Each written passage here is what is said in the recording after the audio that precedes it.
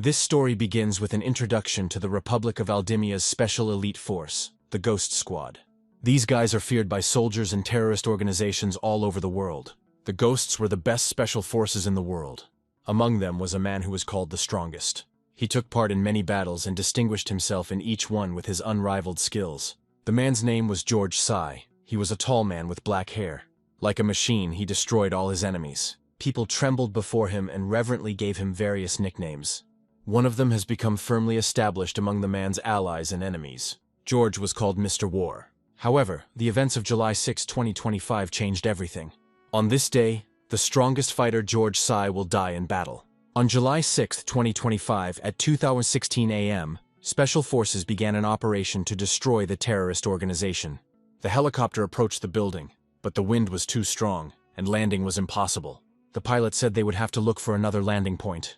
The squad captain, a man named Beck, reported over the radio that it would no longer be possible to catch the enemy by surprise. The man understood that if they broke into the building, half of the squad would die, so they had to act according to plan and look for a landing point. At that moment, he saw George take out a rope and begin to throw it overboard the helicopter. Captain Beck tried to stop him, but the guy only said that they would have to meet at point B. Buck rushed towards George to intercept him, but it was too late. The pilot stopped the helicopter so that the landing would not be too hard. George descended alone into the enemy's lair. The guy landed and listened to the sounds. He was determined to catch the enemy off guard long enough for the rest of his squad to find a landing point. Captain Beck ran up to the pilot and asked if they could go back for the boy, and was told no. Buck was angry with George for his wayward behavior, but there was nothing he could do about it. The man could only hope that the boy would not die before the squad joined him. Meanwhile, George had sprung into action and was about to enter the building. A flash of light appeared on the roof of the outbuilding to the left of the guy. The sniper on duty spotted the enemy and fired. George heard the shot and reacted instantly. The guy ran up to the statue and the bullet hit her in the head. The sniper continued firing, but was unable to reach George. When the shooting stopped, the guy looked out from behind the statue and fired towards the sniper. All 3 shots hit their target, taking out the sniper. Unable to hold onto the wall, the enemy's body fell down. However, at that moment an enemy approached George from behind. Hearing the click of the gun, George slowly turned his head. Seeing this, the terrorist ordered him not to move. George looked forward again and raised his hands up. The guy heard his opponent slowly pulling the trigger. The next second, George struck his opponent's arm with his elbow, thereby pushing the pistol away from himself. The guy hit his opponent in the legs with a spinning kick, knocking him down. The blow caused the terrorist to spin around and land right in George's arms. The guy applied a death grip to his opponent. With one easy movement, George snapped the terrorist's neck. At that moment, the sounds of an approaching detachment were heard. George turned and saw an enemy squad moving towards him. Without warning, they opened fire. George reacted instantly and picked up the body of the dead terrorist. He used it to protect himself from the shots. The guy raised his machine gun and said that he was clearly not welcome here. When the shots stopped, George let go of the body and grabbed the machine gun. He aimed straight at the leader of the enemy squad. The guy came closer to the column and started shooting. His bullets hit their target unerringly, and gradually the detachment began to thin out. Soon every member of the squad was killed. Beck tried to contact George on the radio to find out if the guy was still alive. However, George turned off the radio without answering, so that she would not draw attention to him. The guy headed straight into the building alone. Anyone who stood in George's way ended up killed. Meanwhile, things were unsettled at point B as the squad continued to wait for George to arrive, but he was not responding on the radio. Beck's adjutant reported that they were ready for the assault and would begin in a few seconds. The captain was concerned about George's behavior, who was always throwing himself into the thick of things. At that moment, the door of the building they were supposed to enter opened. Captain Beck put his worries aside and got ready to act. The entire squad prepared for battle and took aim. However, the next moment, Beck began to lower his machine gun. George came out of the building and announced that they could enter, as he had already cleared the building. Captain Beck breathed a sigh of relief, but the rest of the squad were not so pleased. All that was left for the squad was to collect the bodies of the terrorists to clear the area. Entering the courtyard, the detachment saw many bodies. They dragged all the dead into a pile. Each member of the squad was once again convinced that George was a real monster. Meanwhile, Captain Beck surveyed the area and decided to give George a dressing down. The captain grabbed the guy by the lapels and said that those who disobey orders have no place in his squad. George replied that it did not interfere with the completion of the mission, and thanks to his actions, no one was injured. Captain Beck was only more irritated by the boy's behavior. At that moment, An adjutant approached them and announced that the commander was calling for Beck. The captain left George and said that the boy was always disobeying his orders, trying to stand out. George saluted and said that he could only repay the captain for his trust by killing enemies and completing combat missions. The guy said that he was in no way challenging Beck's authority, but was simply carrying out the tasks assigned to them. The captain understood this, but he couldn't help but worry about George. Beck sighed and said that one day his behavior would lead the guy to death. The captain approached the car and said that he was heading to headquarters, and that the detachment should work according to a pre-agreed plan. George watched the car leave and wondered what the plan was. The guy decided to check this with his colleagues and turned to face them. At that moment, all members of the squad pointed their weapons at him. The adjutant apologized to the guy with a smile on his face and said that this was the captain's order. The guy couldn't believe what he heard and began to retreat. He wanted to take the pistol out of the holster to try to fight back. However, the order was given, and a bullet hit the guy's head. A huge number of bullets pierced George's body, throwing him towards the statue. Before his death, the only thought in the boy's head was whether Captain Beck had really ordered his death. George remembered his last conversation with the man and remembered him warning him that it would not end well. The image of a fair-haired girl named Sophia flashed before the boy's eyes, asking him to return alive. At first it became dark, but soon the guy began to hear strange sounds. Opening his eyes, he saw a dead man in front of him, who was right in front of his face. The boy smelled death and jumped up, throwing the body away from him. But soon he realized that he was in a whole mountain of half-decomposed corpses. The last thing the guy remembers is that he took part in an operation to destroy terrorists. However, George was distracted from his thoughts by the fact that the truck containing the corpses began dumping them into the sea. The guy still couldn't figure out where he was, but the possibility of falling into the water with the bodies didn't appeal to him. The corpses were dragging him along, not allowing him to grab onto anything. The guy was thrown outside the truck. At the last moment, George was able to grab hold of a rock ledge. The guy's face and hands were bandaged, but he still managed to save himself from falling. George pulled himself up onto his hands and looked down at the water. The guy stopped next to the truck and thought that he almost died. George had dealt with mountains of corpses before, but he had never seen such a degree of decomposition. Looking again at some of the corpses that remained on the rocks, he thought that they could have been the advance team from the Brazil region. From the open window of the truck, George heard the driver joking that they were just feeding the fish in Tokyo Bay. The guy jumped up immediately when he found out where he was. George removed the bandages that were bothering his face. The bandages were picked up by a cold wind and carried away from the shore. Now the view really did seem vaguely familiar to him. Japan was George's homeland, and now he is back. On July 6, 2025, George Sai died and was reborn on the island of despair. In this incarnation, the guy was thin, with dark hair and bright blue eyes. George stood near the cliff and tried to figure out how he had been transported to Tokyo Bay if he was in the Middle East. The guy realized that he had only one lead. George turned toward the junkyard and watched the truck drive away. They brought him here in this truck, which means they know how he got there. For some time, the guy tried to catch up with the truck, but it moved further and further away. George followed the car all the way into the forest. The guy's strength was rapidly fading, and gradually the guy moved further and further away from the truck. Soon the car disappeared from view altogether. George stopped and tried to catch his breath from running. The boy had not yet realized that he had been reborn in another body, so the fatigue was strange to him. George looked himself over for damage, but at that moment his stomach growled. The guy thought that he should first get some water and food. After some time, George was able to find a hollow tree in which rainwater had accumulated. The guy climbed a tall tree to rest and look at the surroundings from above. George thought that what was happening to him now was similar to how he had fallen behind his comrades in the jungle. The guy's attention was drawn to a city near his vacation spot. However, from the outside, the town looked very strange. The streets were littered with trash, but people still scurried along the alleys between the old houses. George decided to go down and take a walk around the area. From the outside, the place reminded him of Tokyo Bay. But something was wrong with the people. The guy once again stepped on mountains of trash on the street. George was sure that there shouldn't be such slums in Japan. At some point, the guy's attention was drawn to something on the counter of one of the street vendors. George looked at the broken mirror and couldn't believe his eyes. From the shards of glass, completely unfamiliar, bright blue eyes looked at him. The person in whose body he found himself was completely different from himself. My hands began to shake involuntarily from the shock I had experienced. Someone was calling out to a boy named Michio, but George didn't pay any attention until the stranger's hand touched his shoulder. The guy reacted instantly and turned around sharply. A short, dark-haired guy named Masa screamed in fear and tried to get through to his friend. George immediately realized that this guy was familiar with his new body. and even without a weapon, he would hardly attack. The guy let the stranger go and asked if they knew each other and what Masa wanted from him. Masa grabbed his throat and said that their mutual friend was looking for Michio.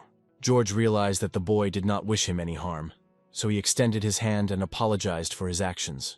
Masa accepted the helping hand and said that he was very glad that Michio was alive and well. The guy said that he was very worried about his friend, as he was constantly beaten. George helped the boy up and asked why he was being beaten all the time. Masa replied that in the mine, Zehu's word was law, but Michio opposed it. At that moment, a tall, heavy-set man approached them and asked if Masa had really just called Zeika disrespectful.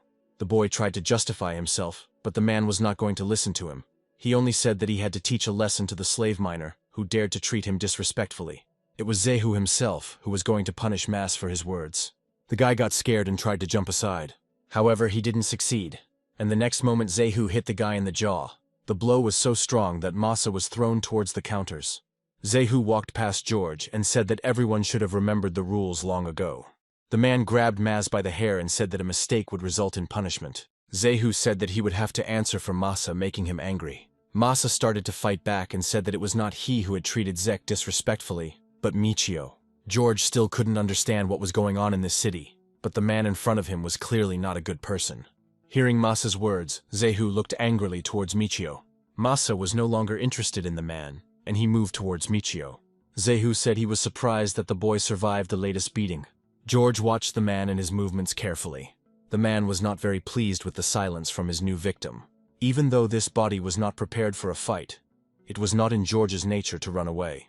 Zehu flexed his fists and said that Michio had been beaten too little if he was still behaving like this. George still made no response to the man's threats. Zehu came up close and said that the guy would get his punishment at least for having too insolent an expression on his face. George's indifference irritated the man, and he attacked. The guy dodged and noted that Zehu had a wide swing. George immediately concluded that the man was just a rookie who was using his size to oppress smaller opponents. George said that he doesn't enjoy fighting with civilians, but if Zehu himself decided to attack, then he can't hold back. The guy was already starting to get annoyed by the man's constant words about how he would punish everyone. As Zehu was about to strike again, George crouched down slightly, moving under his opponent's arm. After this, the guy delivered one precise blow to the man's face. However, there was much less strength in this body, so Zehu only stepped back. It took the man some time to come to his senses. After this, it was clear that he had really lost his temper. George looked at his hand and realized that his new body was even weaker than he thought. However, the skills from his past life should have remained in his memory, so he rushed forward. Zehu jumped to his feet and lunged at him with a counterpunch, but George dodged again. The guy understood that even if he had little strength in his body, an elbow strike would be very effective. This should have been enough to neutralize the enemy. George ducked under Zek's arm and delivered one precise elbow to the face. The blow knocked out several of the man's teeth. George stood in front of Zehu, who had fallen to his knees, and said that with such skills he was no match for him. The guy said that a man can argue with him if he doesn't value his life. Zehu pressed his hand to his nose and looked angrily at the back of George as he left. Now this guy looked little like the Michio he had bullied. The man said he would not let this go unpunished and reached into his inside shirt pocket. Zehu took out a knife and said that anyone who dared to fight him would receive double punishment. After this, the man attacked George from behind with a knife. The guy was ready, as he expected a similar attack from the enemy. At that moment, George heard someone running towards him. The boy in shabby clothes pushed the guy aside to shield him from the knife blow. George looked at the boy in surprise, momentarily at a loss. Zehu had no intention of stopping, even after a child stood in his way. The boy closed his eyes and prepared for the blow. George had no intention of using the child as a shield, so he quickly pushed the boy back and approached Zek. The guy hit the man on the arm, pushing the knife aside and held him by the elbow. Seeing the expression on George's face, Zehu became scared. The guy said that since the man decided to take out a knife, it meant he was ready to fight to the death. This time, George wasn't going to let things go unpunished. The guy delivered one precise blow to Zek's throat, making him cough. George turned and tripped the man. Continuing to hold Zeha by the neck, the guy slammed the man into the ground. The boy couldn't believe that Michio had fought back against his bully and even won. For a few seconds, Zehu tried to come to his senses, loudly clearing his throat. However, this soon bothered the man little, as George was looming over him again. The guy climbed on top of Zeha and was about to deliver the finishing blow. For a few moments, the man was speechless. Realizing the danger he was in, Zehu began to scream and ask George to stop. The guy didn't listen to him and only said that when life is at stake, there are no words about mercy. George delivered the final blow to the man's face. The boy gasped in shock as he watched what was happening. Now Michio's face didn't look like the person he used to know. Zehu lost consciousness from the force of the blow, but did not die. George looked at his hand and was disappointed that the punch was weak, despite the fact that he had put all his body weight into it. The guy understood that with such a weak body, he definitely had to do something. A little boy watched what was happening from the side. He couldn't believe what was happening, so he was in a stupor for a while. However, after a few moments he came to his senses and asked what was going on here. The boy called George by his new name, which made the guy understand that they knew each other. The guy turned to the boy and asked if they were close. The boy was angry at this and said that Michio was bullying him. George thought it would be better to tell everyone that he had amnesia. Hearing this, the boy became embarrassed. He said his name was Kei and he lived next door. George walked away from Zehu and apologized, saying that he didn't even remember the boy's name. Kei couldn't believe what he heard and didn't understand what to do next. He ran after George, asking if the guy was cheating on him. Meanwhile, Zehu managed to come to his senses, but he couldn't move, thinking only about the fact that he absolutely had to take revenge on Michio. George decided to take another walk around the town to take a closer look at everything, and Kei followed him. The boy jumped around George and asked him to teach him how to fight. The guy said that first Kei should tell him more about this island. The boy explained that the island they were on was an industrial waste dump drifting in Tokyo Bay. Kei said it was nothing more than a giant dump. George thought that he had never heard of such an island before, and could not believe that such a place actually existed in Japan. Kei continued and said that on the island, men are forced to work in the mines. Women and children, meanwhile, can only sell things or collect trash. Kei said that there are no police or anything like that in this place, since the island itself is like a cesspool. George thought it all reminded him of a slum in a conflict zone, or worse. Kei ran up to one of the counters where there was food. It was obvious that the boy was hungry, but he couldn't afford to buy anything. The man behind the counter ordered Kei to move away, since he wouldn't be able to buy anything anyway. The boy flared up and said that a man should not rush to conclusions. At that moment, George put a bill on the counter and said that he needed bread. The man looked at the banknote doubtfully, but still gave the bread. George gave the bread to Kei and said it was his thanks for telling him about the island. The boy thanked his friend, but then he asked where the guy got the money. George said he took them from Zehu as a trophy, although he usually doesn't do that. Kei looked closely at the man he had known very well before. The boy said that now Michio seemed like a completely different person. Kei called the guy to his home and went ahead, showing the way. Approaching one of the old, dilapidated houses, Kei knocked and called his mother. The woman sat up in bed and looked at her son, who was carrying bread in his hands, saying that Michio would buy it for them. The woman smiled and thanked the guy, offering to eat together. Kei refused, citing the fact that he was already full, but his stomach growled at the wrong time. The woman stroked the boy's head, and he said that his mother should not worry about him and should eat. George watched this, not daring to disturb the family idyll, but at some point he caught the smell of burning. The guy immediately realized that the source was very close and hurried out of the building. However, someone had already barricaded the door, and all the boy's attempts to get out were unsuccessful. Kei didn't understand what was happening and was concerned about his friend's behavior. George tried his best to knock down the door, but he was unable to do so. A few moments later, the room began to fill with smoke and fire. Only now did Kei understand the reason for Michio's behavior. The door of their house was barricaded by mine workers and set on fire. The order was given by none other than Zehu himself, who was standing nearby. Several other workers were armed with knives in case anyone managed to escape from the building. Zehu licked the knife with a crazy look and said that this was punishment for Michio daring to go against him. George tried his best to open the door, but he couldn't do it. The guy realized that it felt like there were about 8 or 9 people holding the door. George thought that even if they could leave the house, they would still die. The guy looked around the room to find something that would help them escape. He urgently needed to find something he could use as a weapon. There were many different things on the old table. One of these things caught the guy's attention. In the bag lying on the table, George saw the very thing he needed. Grabbing the bag, the guy ran to the door again. Kei didn't understand what exactly his friend was going to do, but he decided to stop him. The boy tried to find out from Michio about his intentions, but he never received an answer. A couple of seconds later, George reached the door and kicked it with all his might. At that moment, only 2 people were holding the door, and they were thrown to the side by the unexpected blow. The workers were already ready, and one could tell from their faces that they were acting not on orders, but of their own free will. Seeing the guy, Zehu laughed at him and gripped his knife tighter. The man ordered the workers to surround Michio from all sides. The workers immediately carried out Zehu's order and did not allow George to move away from the burning house. They were serious about killing the guy. George looked at Zeha and asked why he was following him again. The man smiled, thereby revealing several knocked-out teeth, and said that this was a matter of course. Zehu started talking about his favorite phrase about punishment again.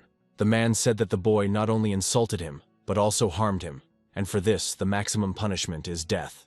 George looked at Zeha without a shadow of fear, and said that in that case he had no other choice. The guy said that he would definitely destroy Zeha this time. However, the man was completely confident that this time the guy would not be able to stand up to the huge crowd. At that moment, Kei and his mother were making their way out of the burning house. Near the threshold they saw Michio, who had dropped to one knee and was bending over. George heard the sound of footsteps behind him and looked back. The boy told Kei to run away with his mother when the opportunity arose. The smoke made Kei's eyes water, or perhaps the boy understood the inevitability of Michio's fate. One of the workers heard George's words and rushed to the attack, saying that he would not allow anyone to pass. George picked up a bunch of small stones from the ground. He calmly waited for the moment when the enemy came close enough to him. George shifted the bag into his right hand and struck, moving slightly to the side. The blow landed on the opponent's head, causing him to fall to the ground. Kei stood frozen in place, watching Michio fight intently. After this blow, Zehu was no longer so confident in his abilities. The man couldn't understand how the guy could win without having a weapon. However, the worker lying unconscious on the ground left no doubt about the boy's abilities. George clutched the rope that held the bag tightly in his hand.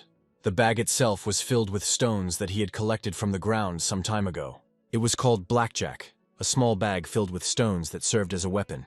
Thanks to the momentum of a pile of stones, it can deal massive damage. Despite the simplicity of the design, many mercenaries prefer such tools. George didn't wait for the next person to decide to approach him and rushed into battle himself. The workers reacted immediately and began an attack. George didn't need to use much physical strength to deliver powerful blows. Due to the centrifugal force when the bag was untwisted by the rope, a large force was created. A multitude of small stones impacted on each other, which made the impact even more powerful. It was one of the cheapest but most effective means of defense in an emergency. Zehu began to gradually retreat back when he realized that the guy was rapidly approaching him. George eliminated everyone who stood in his way. Soon there was no one left between him and Zehu, and they stood opposite each other. The guy said that now only Zehu was left. The man was speechless with horror, and even began to beg the guy for mercy. Realizing that this time, too, requests would have no effect, Zehu rushed at George with a knife. The guy easily knocked the knife out of the man's hand with one blow of the bag. For a few moments, Zehu froze in place, after which he screamed loudly. The impact broke the bone in his hand, and now he could not hold anything in his hand at all. The knife fell to the ground, and the man continued to repeat that Michio was still too young to defeat him. George came closer to Zek, who fell to his knees, clutching his sore arm. All the man's thoughts were about the severe pain, and he forgot about the guy for a couple of moments. However, when he was very close, it was no longer possible to ignore his presence. The man looked up and saw Michio's eyes burning with anger. Forgetting his pride, Zehu began to beg for forgiveness and promised that there would be no more punishment. However, George did not give in to his persuasion and raised his hand with the bag, spinning it. The guy had already given Zek a chance to leave him alone once and already understood that he wouldn't leave him alone just like that. George apologized but said that any threat to his life must be eliminated. Zehu closed his eyes, expecting a blow to the head. At that moment, Kei grabbed George and begged him to stop. The boy said that there was no need to demonstrate one's strength like that, and that one should not kill a person, no matter who he was. Kei said that if the guy does this, he will be no different from Zehu himself. The man took advantage of this pause, and jumping to his feet with wild screams began to run away. George wasn't going to take his words back and began to spin the bag harder. He couldn't catch up with Zeha because Kei was clinging to him and refusing to let go. However, the guy could have thrown a bag at the man. For a couple of seconds, George took aim and spun the projectile harder. Adding all his strength to the throw, George threw the bag towards Zek. By inertia, the guy leaned forward, pulling Kei along with him. The bag flew at great speed towards the fleeing man. Zehu didn't see what was happening behind him, but he flinched from the loud crack. Turning back, he saw that the trunk of the tree into which the bag had landed had broken. George looked surprised that he missed. Zehu screamed louder than ever and tried to hide from sight, scaring the townspeople. When George no longer had the bag in his hands, Kei let go of him. The boy tried to catch his breath from the smoke and said that everything ended well. George did not share his joy, because he understood perfectly well that despite his words, Zehu would never leave them alone. When the moon rose into the sky, Zehu arrived to see his boss. Their base was in a huge abandoned warehouse. Zehu fell to his knees in front of a tall, muscular man with blonde hair and said that Michio should be punished. Zehu said that the guy hit him and beat up all his people. The blonde man got up from the sofa and said that such behavior was unforgivable. Zehu was glad that his boss took his side, but his joy did not last long. The boss landed a strong blow to the man's face. Zehu didn't expect the blow, so he flew to the side like a limp doll. The boss said that he considered it unforgivable that the mine manager lost to an ordinary slave. The blonde put brass knuckles on his hand and said that he would first teach Zeka how to behave properly. Tears welled up in Zehu's eyes as he realized what would happen to him next. The boss dealt one blow after another until the victim stopped showing signs of life. Thick blood flowed from the man's hand and dripped onto the floor. The Doberman walked up to his owner and began licking the blood from his knuckles. The blonde raised his hand, clenching his fist tightly, and said that it was worth teaching Michio himself a couple of lessons. Kei's house burned down that night, and he and his mother no longer had a home. George found out from the boy where his house was, and invited them and the woman to stay with him. The sick woman was laid on the only mattress, while the guys went about their business. Having finished laying out the surviving things, Kei went to the window and said that he had spent a lot of effort building that house. The boy was very upset that the house burned down in just a few minutes.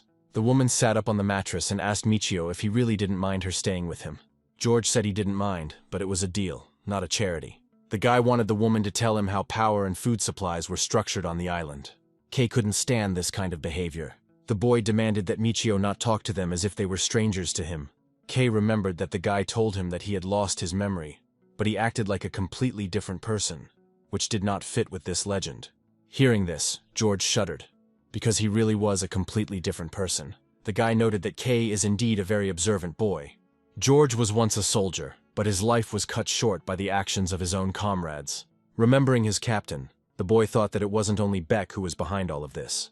After some time of reflection, George was able to construct a bow from scrap materials. The guy planned to escape from this island as quickly as possible and take revenge on all the traitors involved in his death. Morning came and George went outside to begin solving his main problem at the moment. His new body was very different from his previous one and did not have sufficient physical strength. George started the day with a vigorous workout. The body was unaccustomed to such stress and was shaking from the tension. The guy did a handstand to make the push-ups as difficult as possible. George bent his arms and sank almost to the ground. After putting in a lot of effort, the guy was finally able to straighten his arms and return to his starting position. He began to repeat the movements, but problems arose already on the second push-up. His body shook violently, letting him know that this was all he could do. George was distracted from his training by a familiar voice. Without dropping to the ground, the guy looked at the dark-haired guy running towards him. George sank to the ground and remembered that this guy's name was Masa. The guy also remembered that when Zehu approached them, Masa immediately shifted all the blame onto Michio in order to avoid punishment. The boy ran up to George and asked why he hadn't come to the mine yet. George thought this was a good opportunity to gather more information. After a while, the guy got ready and Masa accompanied him to the mine. Before starting work, the supervisor gathered the entire shift and ordered them to line up. The workers lined up in neat rows, but some of the men were beaten. George stood directly behind Maz to repeat after him if necessary. Feeling the burning gaze, George turned around and saw several battered miners looking at him with anger. The guy couldn't remember exactly, but he assumed that they were Zehu's henchmen, whom he had beaten up the night before. The boss stood in front of the workers and demanded their attention. The man was about to say something about Zek, who was responsible for Group D, but he hesitated slightly. Unable to find the right words, the chief simply reported that Zehu was dead. These words shocked not only the man's henchmen, but everyone else as well. George thought about the fact that the last time he saw Zehu, he definitely did not leave him with fatal wounds.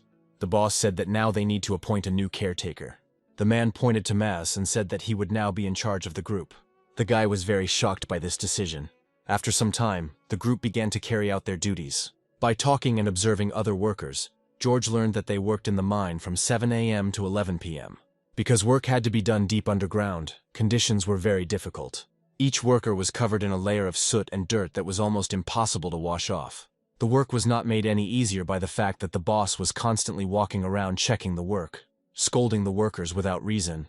One of the men was kicked in the stomach because his boss thought he was working too slowly. The worker could not respond to such an appeal and only endured the pain, gritting his teeth.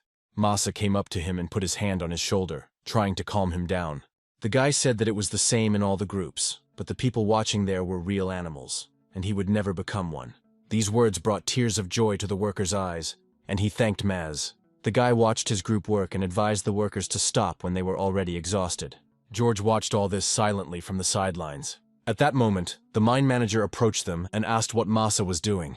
The man pushed Maz aside and said he was too soft to be a caretaker. The boss approached the resting miner and said that he hated softies. The man asked the worker if he should be taught a lesson for this.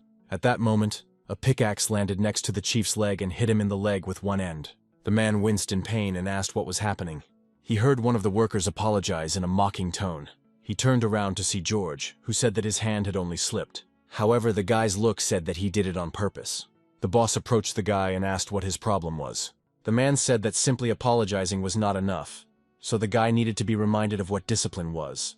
At that moment, a loud male voice echoed through the mine. The boss shuddered and turned around in fear. The boss who had killed Zeha earlier was walking towards them. The blonde said that he liked the idea of a fight and would like to take part in it. All the workers flinched when Boss Kusanagi appeared. The mine manager was scared and said that he would never dare raise his hand against his boss. However, these frightened words angered the man. Kusanagi immediately rushed forward. The mine foreman tried to step aside, but the boss was much faster.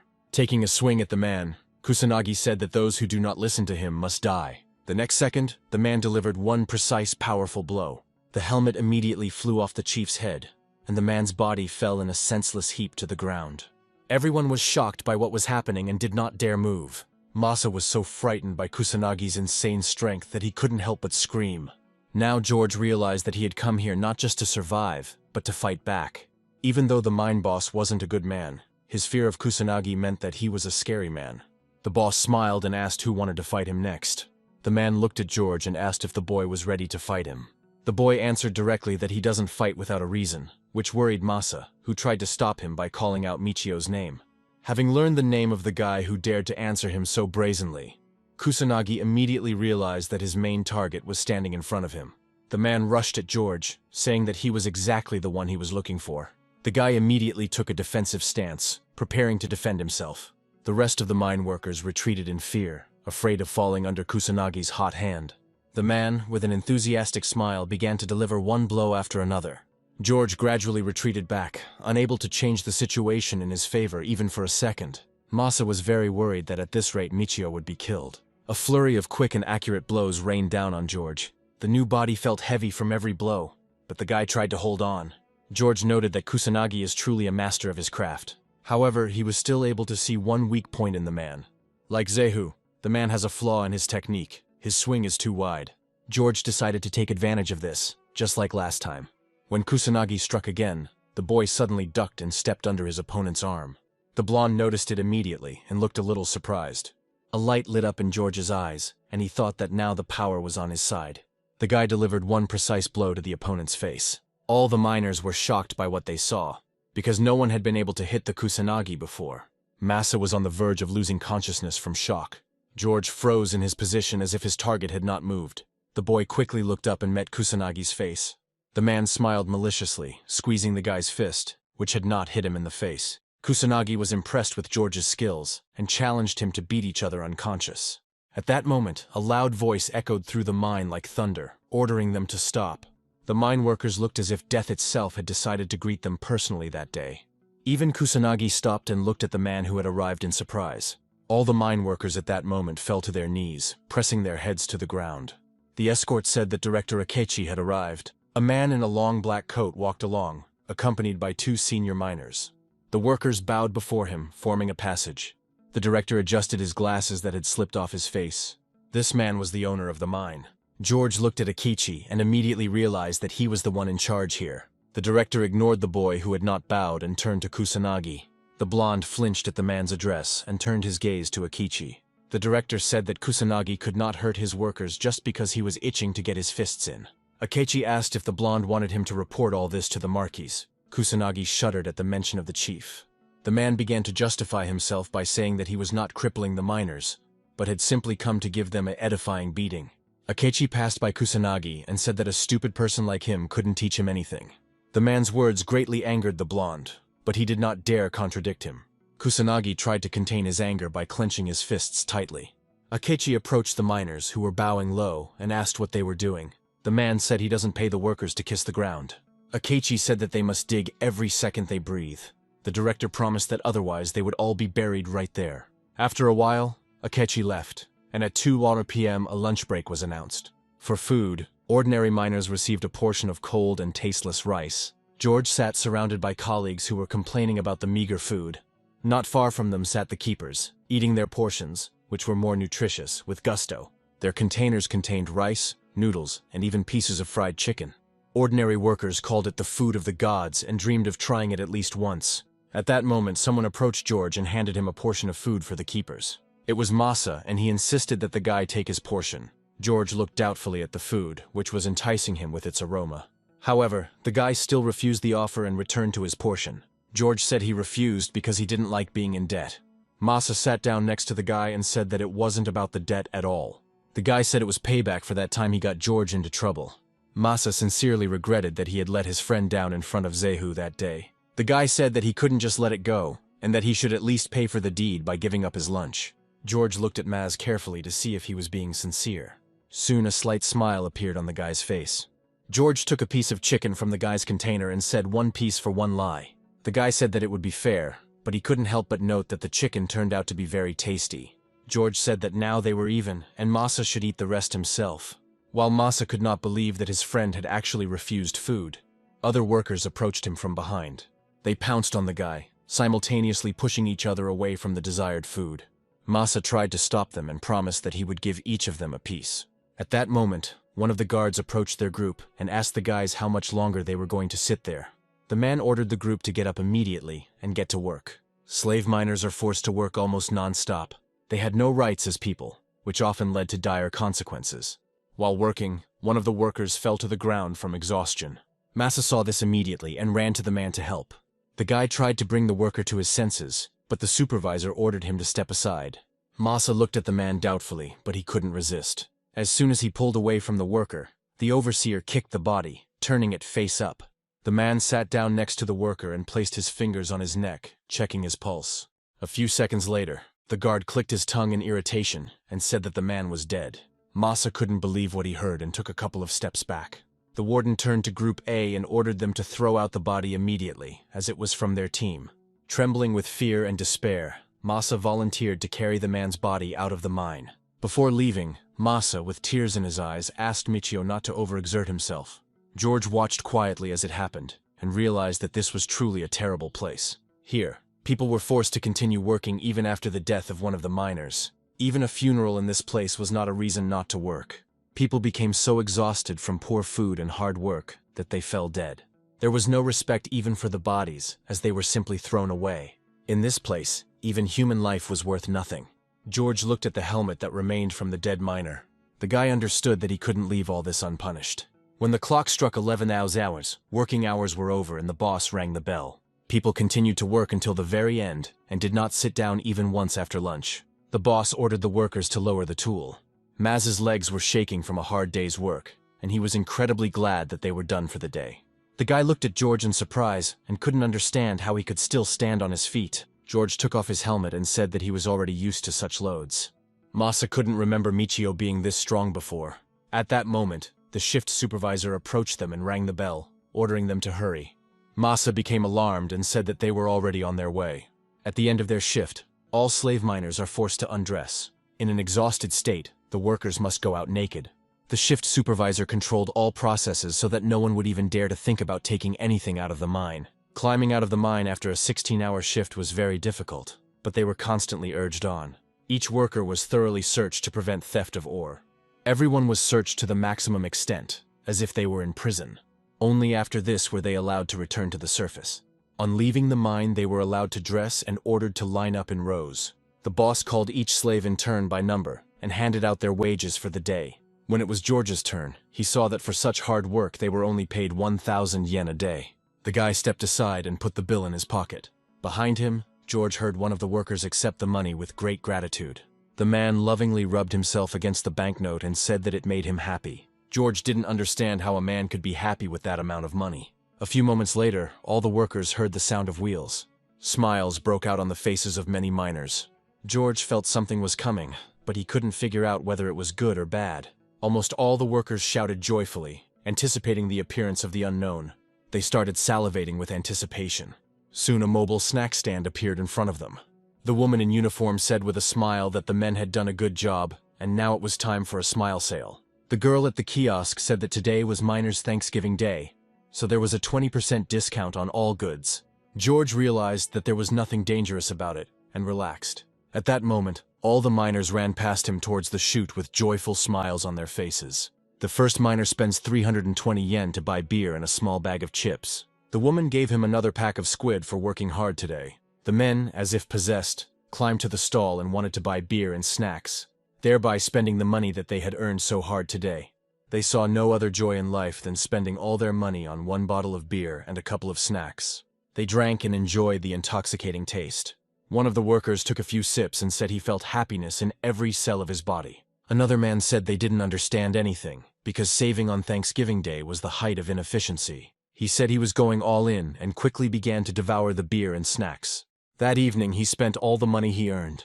George looked at what was happening in shock. They had just been treated like slaves, and suddenly this drastic change happened. Masa didn't buy anything and stood next to George, watching with envy as his colleagues greedily devoured their food. George asked why the guy didn't buy anything for himself. Masa wiped away his drool and said that he also wanted to buy something for himself, but he couldn't. The guy swore to himself that he would not buy anything until he got a pass to Paraiso. George asked what the pass was for, and Mesa immediately remembered that the guy had amnesia. The guy said that they were told about this as soon as they arrived on this island. That day, the owner of the island gathered them and said that from that day on, they would be slaves crawling in the mud. They were given just enough food to keep them from starving and forced to work to the limit of their abilities. That day, they were told that they could get out of here if they saved up 1,000,000 yen. They were shown the Paraiso Pass and told that it was their key to freedom. Having learned about this opportunity, everyone was incredibly happy, and all who arrived were confident that they would definitely be able to save up. But that was before they learned what was really going on the island and what the salaries were like. Now the people who were shouting the loudest about saving were mindlessly spending the money on beer and snacks. Masa looked at them from the side and told his friend that he had decided to run away from here, so he couldn't buy anything. The guy was determined. Masa said he wouldn't pay attention to how much he was kicked. Even if he collapses from exhaustion, he will save every yen to get off this island. Now George understood why even in such a hell there was no rebellion from people. A carrot is constantly dangled in front of the slaves' noses, which encourages them to work. And this carrot is the hope for salvation. The second carrot was the pleasures that people were lured to with the help of trays with alcohol and snacks. Lost in the momentary pleasure, the slaves forgot about the hope of salvation and remained on the island much longer than they had originally planned. The guard standing above them understood this perfectly well, and therefore encouraged their desires. They intimidated people, leading them to the desire to forget about the hardships of life. After this, a saving remedy for fatigue and fear arrived, and people took it without hesitation. George was sickened by this kind of duplicity. The guy took the money he had earned today out of his pocket. George approached Masa and asked how much he had left to save before he got his pass to Paraiso. The guy was afraid that his friend might be interested in this in order to rob him. George leaned over to the boy and reassured him, saying that he wouldn't tell anyone about it. The guy handed Maz a bill and said that he just wanted to help him save up. George said that he would help the boy escape from here. While all the other miners were enjoying their snacks, two guys stepped aside. Masa told George that he still had 60,000 yen to save. George said that with his salary he would get 2,000 a day, and thanks to this the guy would be able to save up the amount in a month. Masa was glad of such help, but did not understand why his friend was trying so hard for him. George walked up to the cliff and said he was doing all this for himself. The guy looked at the sea and asked if there was a pier and boats on the island.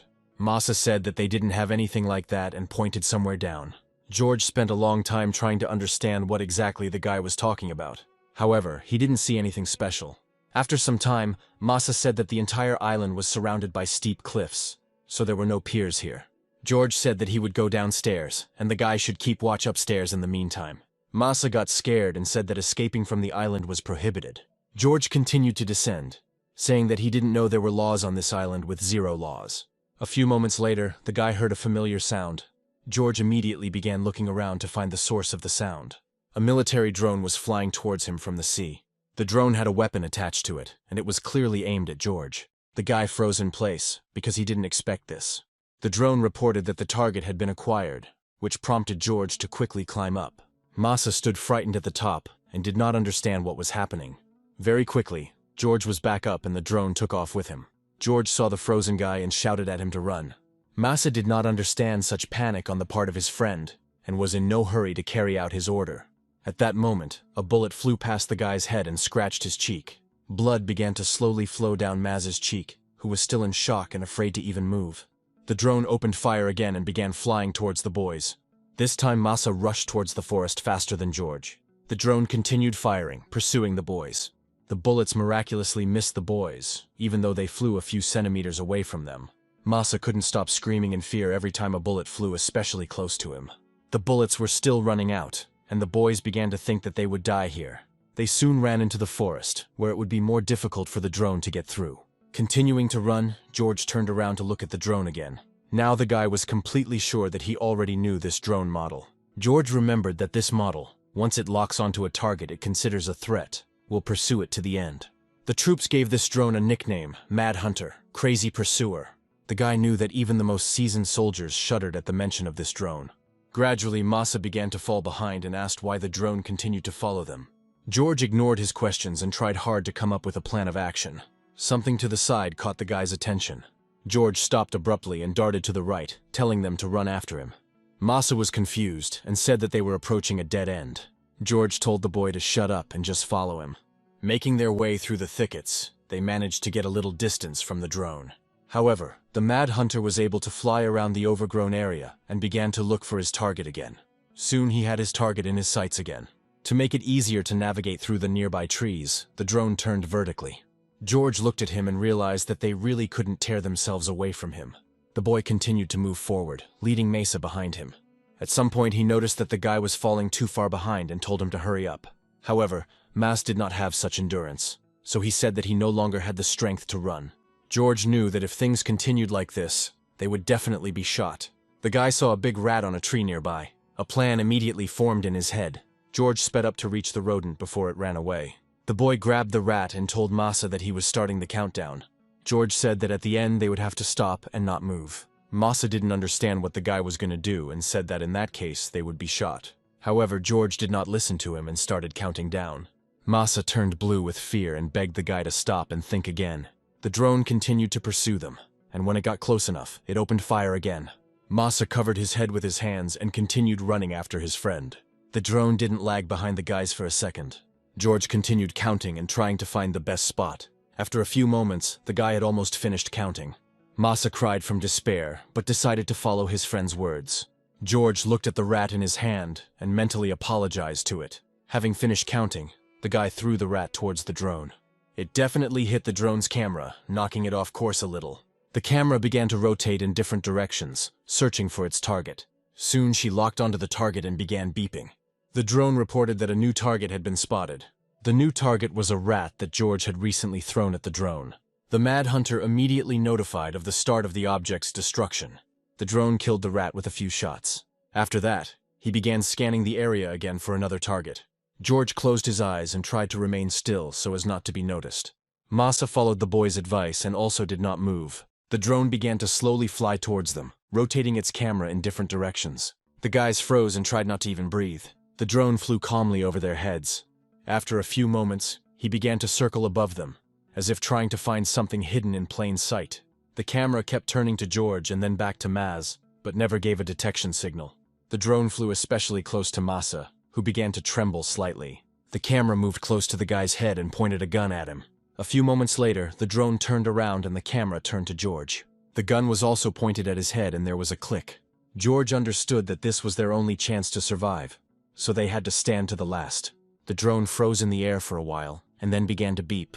A drop of sweat slowly rolled down the guy's face and threatened to fall off his chin. Soon she fell, however, breaking into pieces on a sprout on the ground. The drone turned again and began to gain altitude. The new target was not acquired, so the drone's work was completed here. The boys remained motionless until the Mad Hunter was completely out of sight. Soon, the drone signaled that the target's elimination had been completed. As soon as the drone disappeared from sight, Masa fell to the ground from exhaustion. The boy couldn't hold back the flow of tears and said that he thought that it would be the end for them. George breathed a sigh of relief, realizing that not many had ever encountered a rabid hunter and survived. Masa asked the guy what just happened. George shook the boy's hand and said that it was a drone developed in the Republic of Aldemia. It was created solely for surveillance and destruction. George said that this drone has no concept of friend or foe. For him, everyone is an enemy. It is because of this defect that they stopped using and producing it long ago. Masa was very surprised and asked how the guy even knew about this. George didn't answer this question. He was only thinking about how the Mad Hunter ended up on this island in the first place. This model was so dangerous that it was banned from sale to other countries. This island was indeed very strange. George could only guess how he might be connected to the Aldemian army he had once served in. When the boys caught their breath after the chase, they were finally able to reach their homes. George returned to his shack, where Kay and his mother were waiting for him. The boy entered the house, where he was greeted by warmth and the smell of food. Kay stood next to the fire and cooked soup. The boy said that the guy was very late, and his mother corrected him, saying that they should say hello first. George came closer to the fire and asked what Kay was cooking. The boy rolled his eyes and said he was making leftover stew, and the guy would remember it when he tried it. Kay poured the stew into a bowl and said it was made from prime leftovers, thanks to George. The guy tried not to grimace as he looked at the prepared food. A couple of minutes later, the three of them sat down at the table and prepared for a late dinner. Kay sniffed the stew and said it smelled delicious. George cautiously took a spoonful to try it. The dish tasted terrible, making him doubt that it was even meant for human consumption. However, Kay was delighted and devoured his portion with gusto. George didn't understand why the boy reacted that way to such nastiness. The guy leaned over to the boy's mother and asked why he was acting like that. The woman said that on this island, even saying hello is quite difficult to learn, and the boy had lived here since early childhood. He had eaten things much worse in his entire life, so the stew made from the leftovers made him very happy. The woman recalled that he once had to eat noodles with worms, so the disgusting food was familiar to the boy. It was clear that the woman was very upset by this, so George did not comment on it. At that moment, Kay found a shrimp tail in the stew, and was very happy that he had come across a piece of meat. The boy ate his portion with great pleasure. Soon he said that he had eaten his fill. After this, Kay extended his hand to George and said that he had to give him something. The guy frowned and asked what the boy expected from him. Kay frowned and said that George should pay for the food with the money he received today. The guy calmly finished his portion and said that he had already given all the money he had earned to Maz. Kay was shocked by his words. George said he plans to continue supporting Maz and giving him money. The boy was very angry and jumped to his feet, dropping the plate of food. Kay shouted that it was all Michio's fault, but the boy didn't pay attention to him. The boy sat down on his knees next to the plate and began to shake with resentment. George finished his food and put the empty plate on the table. The guy said that everything he does has a useful meaning. George told Kay to gather up the remains of the food and follow him. The boy did not understand the guy's intentions, but still decided to follow him. Soon they came to the forest. George took the basket with him and took the spoiled portion of stew from Kay. They stopped in a small clearing, and the boy asked what the guy was going to do with the stew. George poured the food on the ground and said that's what he was going to do. Kay was furious that the guy had thrown away his food. George stuck the stick in next to him and said that he hadn't thrown it away, but had recycled it. The boy took the basket and leaned it against the stick at an angle. George said that even the strongly smelling remains, if dried, would work well as fertilizer.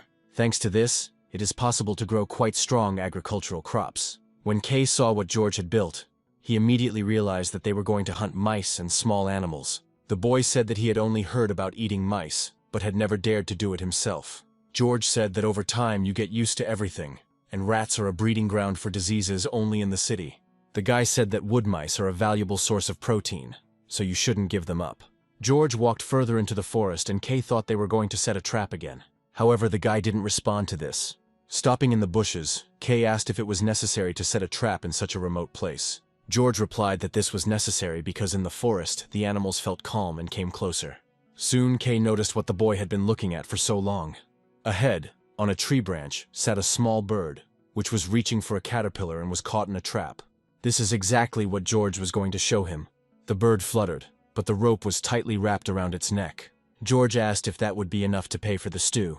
Kay beamed with happiness and said that this was more than enough. We are transported to the mine's administrative building. The mine managers submitted their reports to Director Akichi.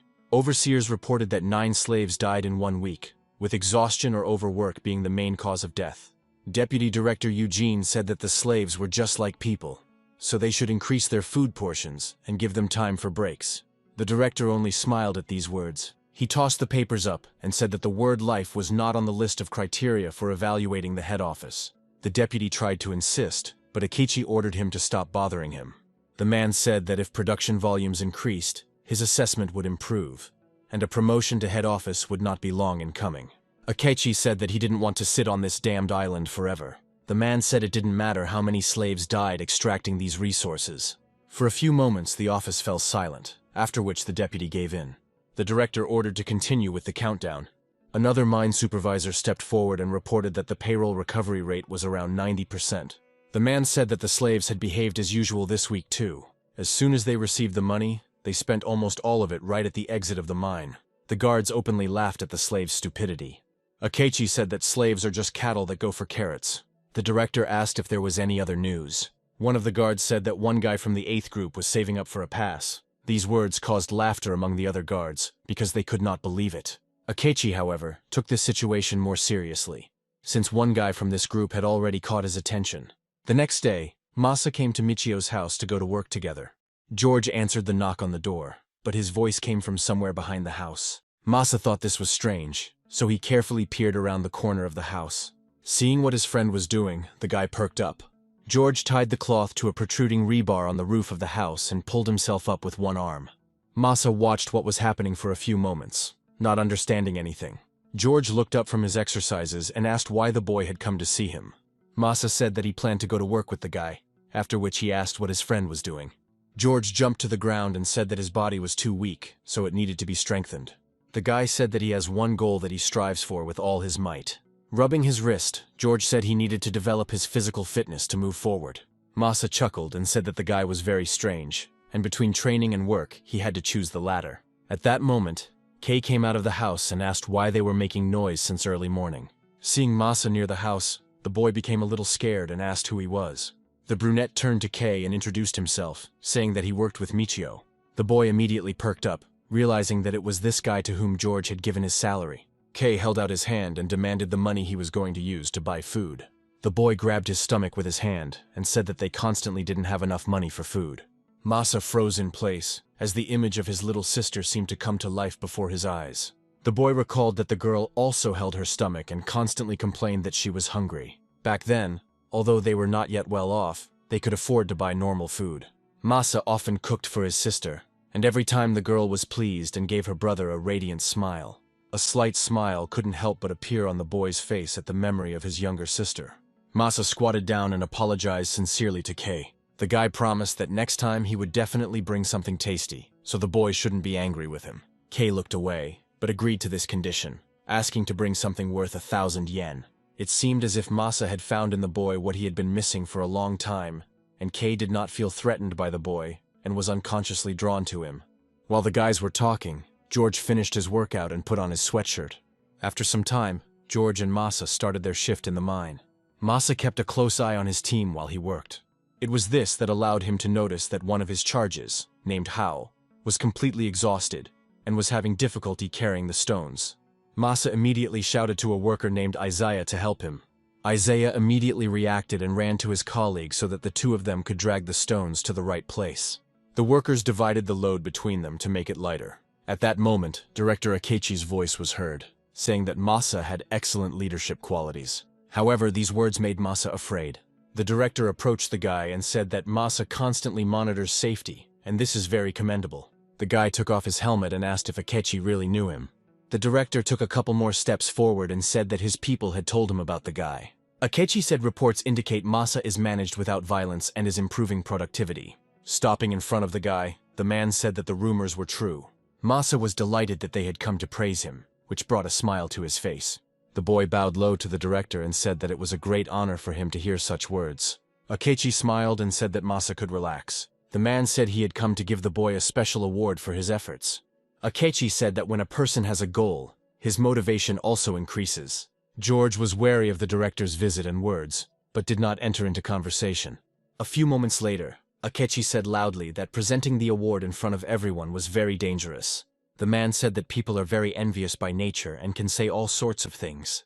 Akechi called Masa to follow him so they could talk in a safe place. Before going to get the director, the boy approached George and asked if he could get a pass. George said he had a bad feeling about this, so Masa should be on guard. Masa said that maybe he was exaggerating, but it seemed to him that the director was not as bad a person as they said about him. After that, the boy ran after Akechi and his team, waving goodbye. George watched Maz go, but the situation made him nervous. Before following the director, Kusanagi asked George if he was worried about his friend. The blonde said that they were going to throw a small house party for the guy now. These words made George convinced that the director had not come for Maz with good intentions. After some time, Masa brought Akechi and his men to his house. The guy wanted to proudly present his house, and honestly said that this room was not worthy of such guests. Akechi said that it was okay, as the enclosed space would be even better for them. The guy calmed down and invited the guests to come into his house. Masa suggested that they settle in while he prepared some tea. The guy kept smiling, because he believed that they had come to him with pure motives and would not judge him. However, his expectations soon collapsed like a house of cards. Akechi covered his nose with his hand and said that this room was even dirtier than he expected, so the unpleasant smell made his nose hurt. Masa froze in place, not understanding such a sudden change in the director's mood. The next moment, Akechi ordered his men to search the entire room. Several of his subordinates immediately began turning the house upside down. Masa looked at them in shock and did not understand what was happening. He was distracted by the people searching the room and didn't notice at all that Kusanagi approached him to hit him. The blow landed in the stomach, causing Masa to fall to the ground and start spitting out bile. Before the boy could recover from the blow, one of Akechi's men sat on top of him. The man twisted his arms behind his back, pinning him to the ground. Another person started searching the guy himself to find something. Akechi interrupted Masa's screams and said that he knew the boy was going to buy a pass. Only now did Masa realize that the director and his men had come to his house to take his money. Without waiting for an answer to his questions, Akechi grabbed the boy by the hair and said that he hated waiting. The director said that if Masa spoke right now, he would only lose money. The guy couldn't believe that all of Akechi's words were lies, and that there really was no path to freedom. The director just laughed at Masa's naivety and said that slaves really were as stupid as animals. The guy didn't understand why the man was treating him so cruelly, because he had done nothing wrong. Akechi's patience ran out and he said that Masa was just wasting his time. The director hit the boy's head on the ground. Rising from the ground, Akechi straightened his coat and ordered the tools to be brought. A few moments later, one of the subordinates took out a pair of pliers. Masa looked at the instrument with horror and did not understand how it could be useful. However, all his questions disappeared when Akechi's subordinate grabbed him by the hair, lifting his head, and grabbed one of his teeth with pliers. Masa screamed in horror and began to beg the man to stop. The force with which the man squeezed the pliers caused the tooth to crack. Akechi watched what was happening with delight. The subordinate jerked his hand sharply, pulling out Masa's tooth. The guy screamed in pain at the top of his lungs, and the capillaries in his eyes burst. Akechi said that he warned Masa about what he should have said earlier. The man reminded him that if the boy had given up, he would only have lost money. The director ordered his men to continue until Masa told where he had hidden the money. Time passed, and the shift in the mine was already over, and the workers were resting outside. George looked around and realized that Masa had not returned. The workers naively believed that the boy was being showered with gifts and envied him. George had a different opinion, but he wasn't going to express it. The guy noticed a man coming out of the mine who had come into the mine with the director. It was Deputy Director Eugene. George walked up to the man and asked him point blank where Masa was. Eugene did not expect that they would approach him with questions, and he shuddered. It was clear that the man was hiding something, but he replied that he knew nothing. George immediately realized that Eugene was prevaricating and asked what they were up to. The man realized that he wouldn't be able to hide the truth, but he didn't intend to speak openly either. Eugene said that it would be better for the guy not to get involved in this matter, otherwise he would regret it. The man clenched his fists and said that George should think about how to get home himself, and not worry about others. These words confirmed that nothing good would come from Masa's meeting with the director. Meanwhile, the torture in Masa's house continued. The subordinates mercilessly pulled out the boy's teeth, and did not react to his heartbreaking screams. Masa had already lost half of his teeth, but he continued to keep silent about the money he had saved for a pass to freedom. For a while the torturers stopped, as they themselves were running out of patience. Akechi said that at this rate the guy would have nothing to eat, so he should tell them everything as quickly as possible. Masa pressed his forehead to the ground and said that he knew nothing, and that he had no money. Akechi grinned maliciously, and said that he didn't believe a single word, and would personally help refresh his memory. The director's subordinate grabbed Maz by the face and held the pliers with the extracted tooth towards him. The guy couldn't understand what the man was going to do with him this time. He looked at his tooth, which was being brought closer and closer to his mouth. The next moment, the man sank the tooth back into the boy's gum. Akechi smiled and said that the tooth was back in place and that it was so wonderful. The director ordered his man to repeat this procedure. Now the guy's teeth were first pulled out, and then they were put back in. Akechi watched the scene with a crazy smile and clapped his hands. The house was filled with terrible cries of pain. These screams brought pleasure to the torturers. Masa was choked by his screams and tears, but remained silent. It was clear that the torturers were enjoying the process, and had most likely even forgotten about the main reason for the torture. Akechi's eyes turned red from the emotions that filled him.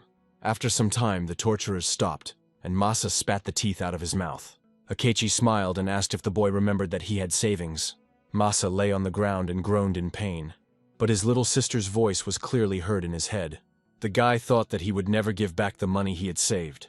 He had a reason to get out of here, and he would never give up. Masa recalled how his sister became seriously ill and needed to undergo surgery. The girl apologized to her brother for the fact that the operation was very expensive. Masa then replied that there was no need to worry, because he had found a great job and would be able to pay for everything. The guy promised that he would earn a lot of money, bring his sister lots of gifts, and never leave her again. The thought that he was forced to leave his sister for a long time did not give him peace, so he could not give the money with which he could buy freedom. Akechi saw Masa's angry look, and it made him angry. The director asked how dare he look at him like that.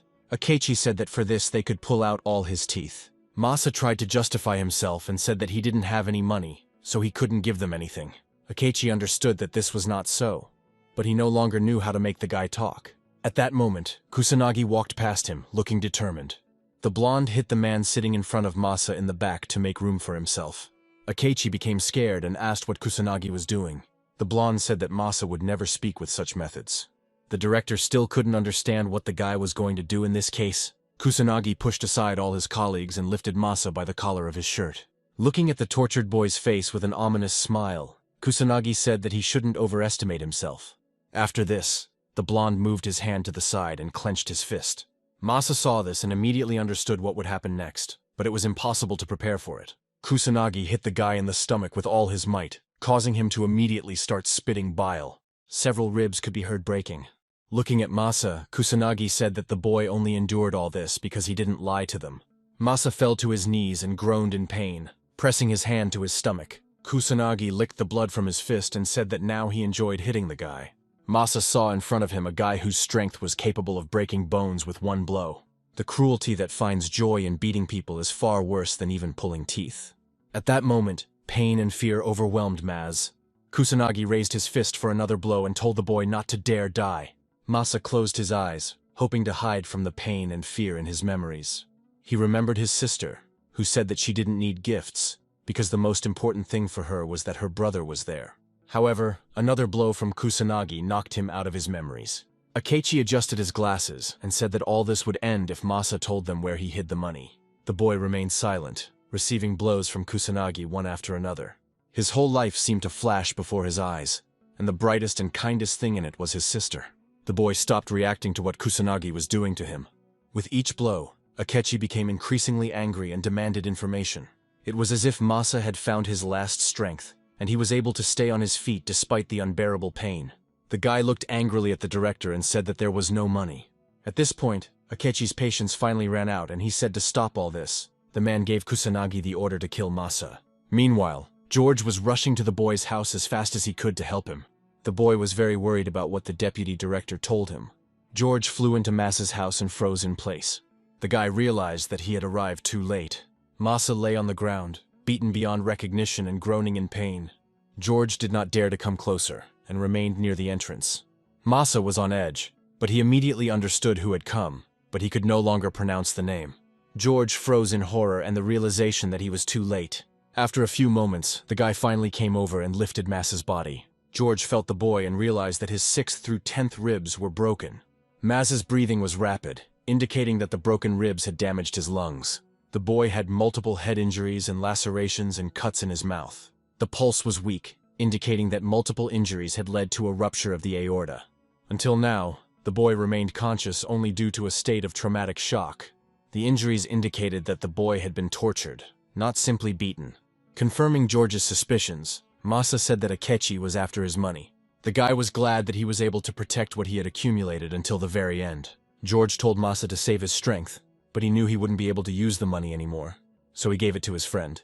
George refused the money and said that the boy would spend it himself when he got better. Masa grabbed the guy by the hand and asked him to take the money. George looked angrily at his friend, who was wasting his last strength on arguing. Masa understood that he would soon die, and he did not want all his efforts to go to waste. The boy asked George to listen to him carefully. Masa said that the guy would need to go straight from this house to the coast, where he would see a large tree with a deep cut. At the roots of this tree, the ground will be dug up, and that is where the guy hid his treasure.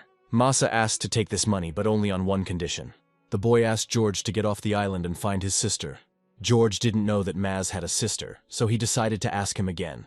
Memories of his sister giving him a gift flashed before Maz's eyes. It was a scarf she made by cutting up her favorite skirt. The girl then said that she wanted to give her brother something to keep him warm. That day was one of the happiest for Maz. The boy smiled and said that his sister was a good, kind girl, so George should definitely find her.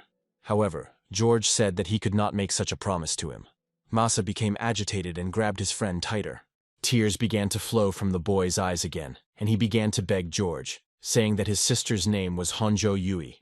Masa asked me to tell her not to cry. The guy asked to tell the girl that he apologizes for not returning to her. Masa said that she had always been the light of his life, and he would be very grateful if George would fulfill his request. After this, the guy's hand dropped and he became quiet. George looked at his dead friend for a while longer. Coming out of his stupor, the guy closed Masa's eyes. The tears in his eyes had not yet dried and were streaming down his face. George closed his eyes and froze, trying to come to terms with what was happening. Tears continued to flow from the deceased's face and drip onto the ground. They kept within themselves those warm memories of what seemed like a past life. That life where he and his sister, although not rich, were happy together. George couldn't leave his friend's body, so he decided to bury him. As he walked towards the forest, the boy didn't notice that the house was being watched. Soon George was able to find the very tree that Masa had told him about. It felt like they were alone in the forest, but that was not the case. George dug around the tree roots to find money. Soon the small shovel hit something wooden. The boy pulled a small wooden box out of a shallow hole.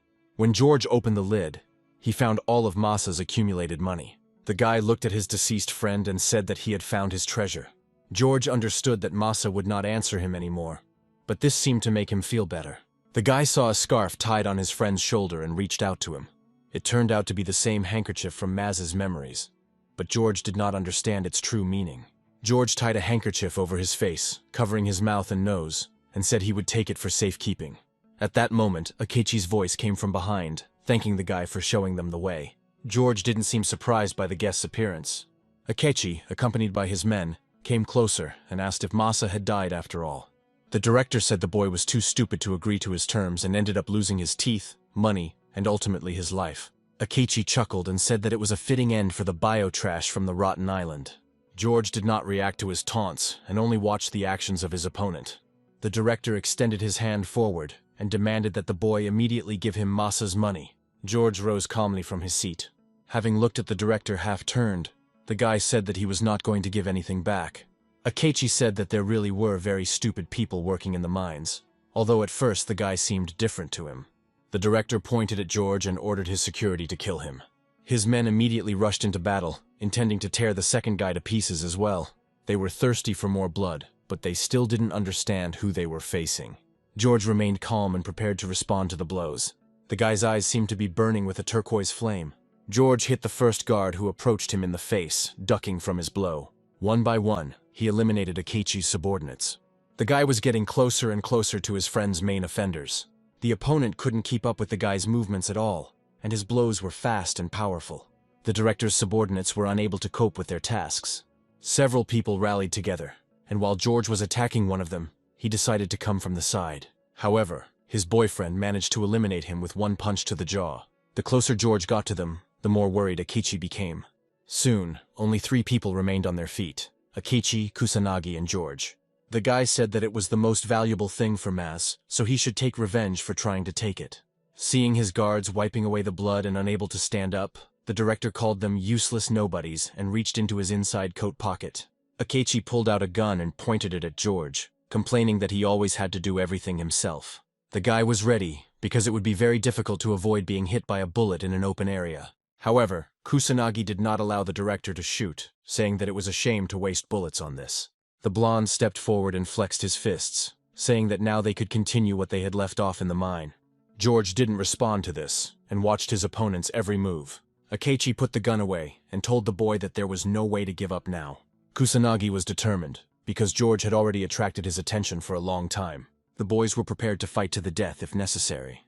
George was determined to avenge Mas's unjust death. The first to rush into battle was Kusanagi, whose smile never left his face. The blonde struck one blow after another, but George easily dodged them. Kusanagi pressed with terrible force, forcing the guy to retreat back. George watched the guy's movements and technique carefully.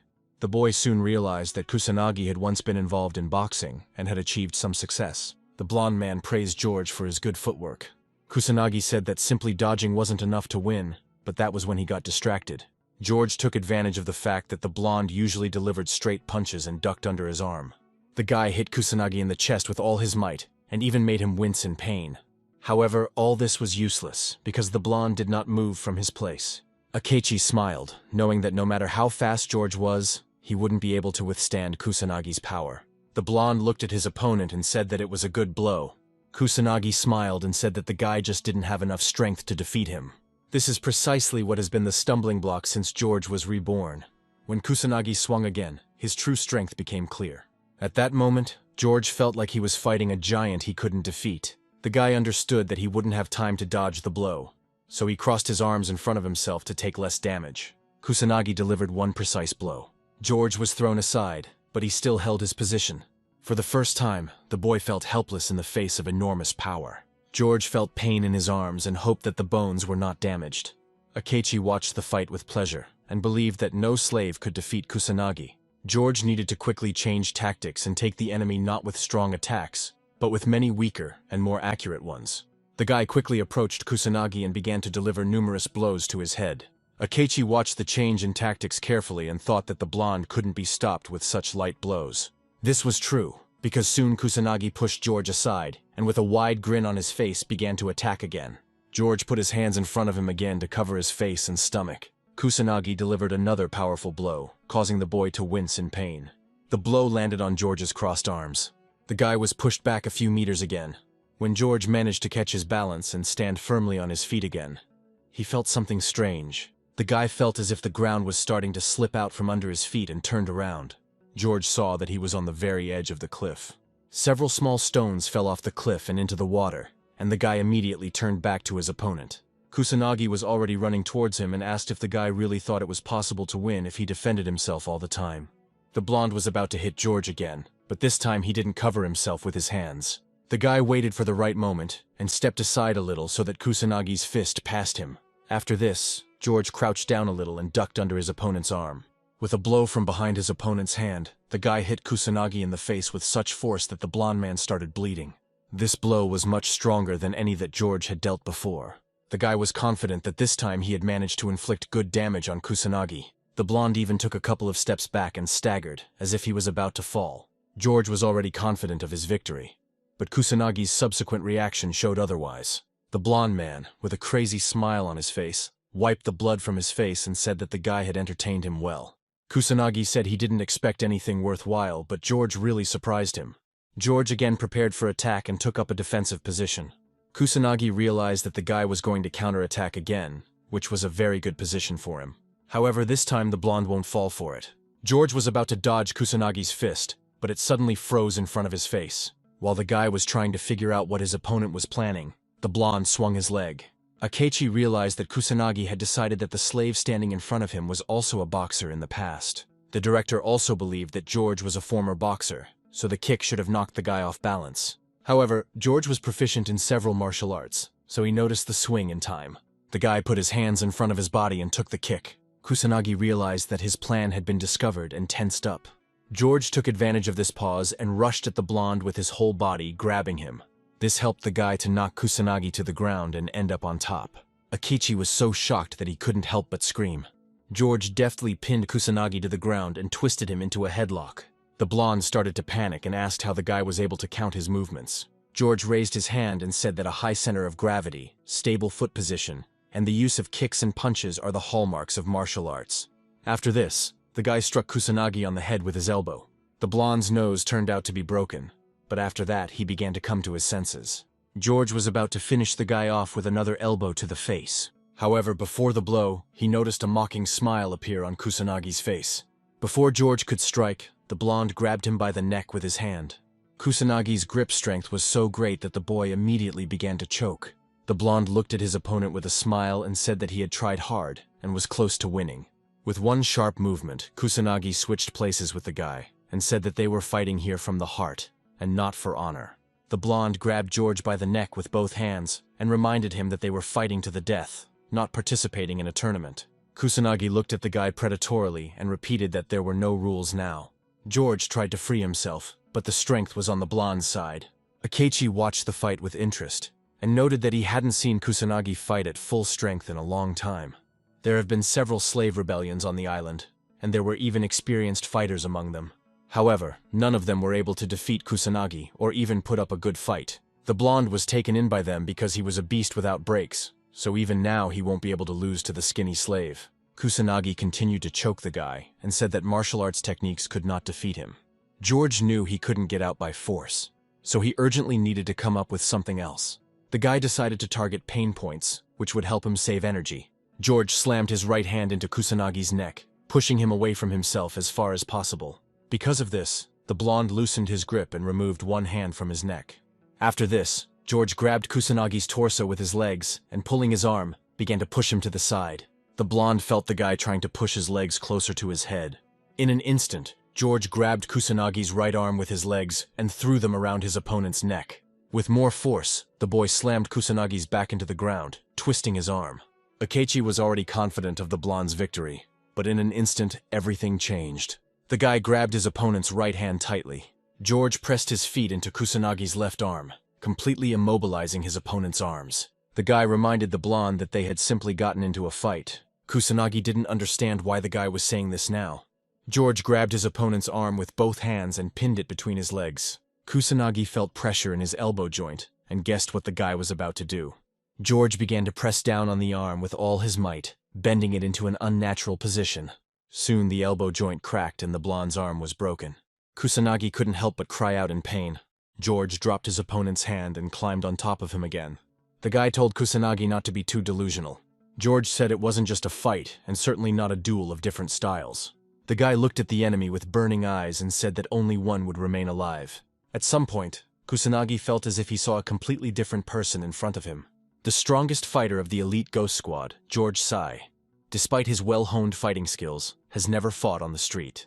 Even after being reborn, the boy was not going to give up his beliefs, so this fight was not something ordinary for him. Kusanagi said that it would be even better this way, and was about to attack the guy sitting on him again. The blonde reached out his hand towards his opponent, again intending to grab him by the neck. However, George reacted quickly and leaned forward with his head, hitting his opponent's fingers with his head.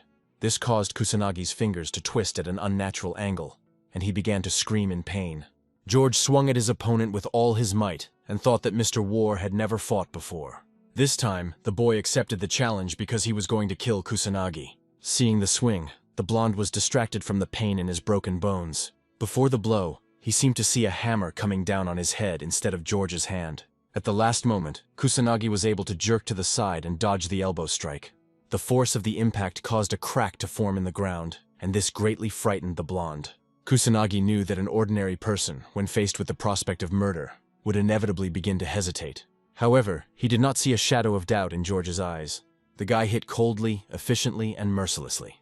Now Kusanagi realized that although he was physically stronger than George, he would not be able to achieve victory. The blonde realized that the guy was determined to kill him here and now. Seeing George swinging again, the blonde put his hands in front of him. However, no matter how hard Kusanagi tried, the guy still found weak spots and hit the target. George was able to easily get around the block and hit the blonde's neck with his knuckles. Kusanagi's breath caught in his throat and he could no longer think coherently. However, the blonde's thoughts were haunted by the fact that this was no ordinary person in front of him. Watching George fight, one can conclude that he was never a fighter. The guy grabbed Kusanagi by the neck so that he could no longer dodge. The blonde's eyes reflected the silhouette of George, who was about to strike again. Kusanagi was willing to bet everything he had that the guy was a professional killer. The blow landed right in the blonde's face. With one blow, George knocked out several of his opponent's teeth. The fighting technique that Mr. War used was Krav Maga. This equipment is used by special forces in different countries. Krav Maga is the most deadly close combat martial art in the world. George grabbed a large rock lying nearby, causing Kusanagi to flinch. The guy swung the stone, intending to finish off the blonde once and for all. Kusanagi was already on edge from the previous blows, and now he had no strength left to resist. George's gaze never wavered for a moment as he saw before his eyes the man who had brutally murdered his friend. With all his strength, the guy brought the stone down on his opponent's head. Before the stone touched Kusanagi's head, George's hand froze. He remembered how Kei had stopped him last time. The boy said that one shouldn't kill even such bad people, because then George would become like them. At that moment, the guy didn't attach too much importance to Kei's words. After what happened to Masa, George was filled with rage. But it was now that Kei's words came back to him. The guy decided to listen to the boy's words and threw the stone aside, without finishing what he started. The stone fell from the cliff and sank into the sea waters. George stood up from Kusanagi's body and made it clear that he had no intention of killing him. A hoarse laugh was heard from the blonde. Kusanagi rose from the ground and asked if George was really surrounded by spiritual electricity. The boy's body really did emit a soft blue glow, and the same one had recently emanated from Kusanagi himself, but it was yellow. The blonde began to glow brighter and shouted that this was exactly the kind of opponent he had been waiting for all this time. Kusanagi said that they would fight until one of them died. George prepared to continue the fight, but he heard the safety click behind him. The next moment, a bullet flew straight through Kusanagi's shoulder. George barely managed to jump to the side, so the bullet hit the person standing behind him. Akechi got tired of waiting for the outcome of this fight and decided to intervene, drawing his gun. George was trying to avoid the shot, so he completely forgot that he was on the edge of a cliff. Kusanagi stood there for a moment, not understanding what had just happened. He looked at his chest and saw a bullet wound with blood flowing from it. George, meanwhile, barely managed to grab the edge of the cliff to keep from falling down. For a while, Kusanagi and Akechi forgot about the guy, looking at each other. However, the director was not saddened by the fact that he missed and hit the blonde. Akechi said that it didn't matter, since he was going to get rid of Kusanagi anyway. The blonde was furious at his boss's words. The director smiled and said that he had no use for a dog that couldn't even defeat a slave, so he had to get rid of him. Kusanagi had served Akechi for many years and could not tolerate such treatment. The guy rushed at the director, intending to kill him for betrayal. Akechi didn't expect this, but he was quite calm, since he had a gun in his hands. The director started shooting at Kusanagi and said that the shot dog should not move. However, no matter how many bullets hit the blonde's body, he continued to move towards the man. Akechi continued shooting, but it was no use. Kusanagi was rapidly approaching him. The closer the guy got, the more his self-confidence melted away. The director understood that if Kusanagi got to him, he would not live, so he tried with all his might to hit vital points. Kusanagi put all his remaining strength into one blow and aimed it at Akechi. The man understood that his end might soon come. At the very last moment, Akechi managed to hit Kusanagi in the head. The blonde's fist stopped a few centimeters from the director, and it was clear that he was very scared. The light in Kusanagi's eyes began to fade, but he was about to say something. However, he still didn't succeed, and his unconscious body began to collapse. Akechi couldn't move from fear and tried to come to his senses. Kusanagi's body fell at his feet and did not move again. There was silence for a few moments, interrupted by Akechi's noisy breathing. But after a couple of seconds, his lips stretched into a smile, and a quiet laugh could be heard. The man kicked Kusanagi's body and said that he was very glad that he was finally rid of the guy. The director continued to vent his anger by kicking the blonde's body. Akechi's attention was drawn to the rest of his subordinates, who still could not fully recover from George's blows. The man shouted at them, ordering them to get up. The director ordered that the Blood Union be told that a slave had stolen a weapon and shot Kusanagi. Akechi turned his gaze to George, who had finally managed to climb back up. The man pointed a gun at the boy and said that it was time to execute the criminal who killed Kusanagi. George seemed to not pay attention to the director and kept glancing back. Akechi praised the boy for his excellent fighting skills. The director said that no matter how strong George was, ordinary people were not soldiers for war, because in modern society, everything was decided by a battle of wits. The guy raised his hands up, as if admitting his defeat. George didn't say anything to the man's attack and simply stood there. For a few moments, Akechi was confused and slowed down. However, soon a malicious smile appeared on his face. Akechi and his men laughed at George's fear of facing the gun.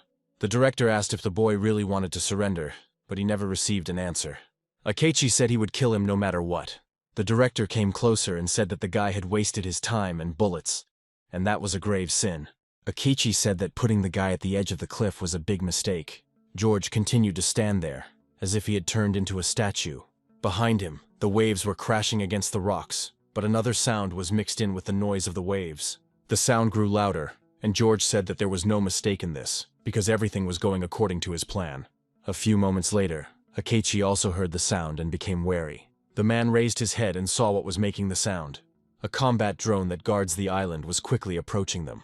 Akechi saw him for the first time, and now he began to panic and retreat back. George glanced carefully at the drone, trying to remain as still as possible. The drone emitted a loud signal, indicating that it had already acquired the target. One of Akechi's subordinates guessed that it was a small plane, but he couldn't make it out exactly. The man took a couple of steps forward to get a better look. At that very moment, the drone fired and hit him right in the head. Seeing what had happened, Akechi immediately guessed what they were up against. The director looked at his assistant in shock and could not believe what they were faced with. His subordinate died instantly and now lay on the ground. The other assistants were shocked by what they saw and started screaming. The drone detected the sound, but was in no hurry to attack, as it could not find the source of the sound. Akechi's subordinates became frightened and decided to flee, which turned out to be their main mistake. The drone instantly detected movement and locked onto the target. The hunter gave the signal that he was beginning to eliminate the target and flew after the fleeing men. George understood perfectly well how this device worked, as he had encountered it many times during his service. This crazy stalker interprets moving objects as prey. That's why he hunts those who move. The sensor accurately tracked the movements of its victims. A few moments later, the drone began the destruction and opened fire. Almost immediately, Akechi's subordinates were killed. There was silence for a while, interrupted only by the director's swearing. George realized that his plan had not gone quite according to plan. He saw Akechi in front of him, who clearly understood what had come from the sea. The man was shaking with tension, but hadn't moved at all since the drone appeared. This meant that the director knew from the very beginning that a drone was flying towards them. All that remained was to figure out how to proceed in this situation. Akechi wanted to shoot George, but now he didn't have that chance because of the drone that was watching them. Having finished eliminating the target, the drone rushed towards the motionless guys. The director's hand began to tremble, either from fear or from tension, when the drone flew close enough. The man understood that it was George who brought this drone, but he did not understand how the guy knew about it at all. The boy irritated Akechi more and more, so he really wanted to kill him. George took advantage of the fact that his face was hidden behind a scarf and said that the director should know about all the features of this drone. The guy reminded him that if Akechi pulled the trigger, the drone would kill him first. The man understood this perfectly well, so he flinched when the drone flew close enough to him. The drone seemed to detect this movement and flew very close to Akechi. The barrel turned towards the director but did not fire. The man thought that the drone should not react to the trigger being pulled. George said that Akechi could check it out if he thought his warning was nonsense, and he would be responsible for the consequences himself. The director realized that the guy knew this model of drone very well, but he couldn't understand how he knew about it. George said that in reality, Akechi is a coward who is not only afraid to move, but also can't even say a word. The director was beside himself with anger at the man who dared to insult him. The man convinced himself that the drone would not notice the movement of his finger by just a centimeter, but his hand continued to shake. Akechi was just thinking about firing when the drone started beeping. After looking at the drone, the man realized it was too much of a risk. Akechi had already seen what would happen to the person the drone targeted. George watched the director's torment and realized that his time would soon be over. The guy knew there was no evidence that the drone would respond to the finger movement. George looked at the drone again and realized that it would soon consider the mission complete and disappear. Once the drone takes them out of its sight, the guy will be able to attack Akechi. George understood that the man was not strong in close combat, so he could easily deal with him. The drone circled above the boys' heads, looking for its new victim. George was in a better position because his arms were simply raised, while Akechi had to stand with his arm outstretched. At this moment, the director was trying to figure out what to do next. His hand shook more and more, but he still couldn't bring himself to shoot. George watched the man closely, waiting for him to make a mistake. A strong wind arose coming from the direction of the forest. A powerful stream of air rushed through the trees and headed towards the standing guys.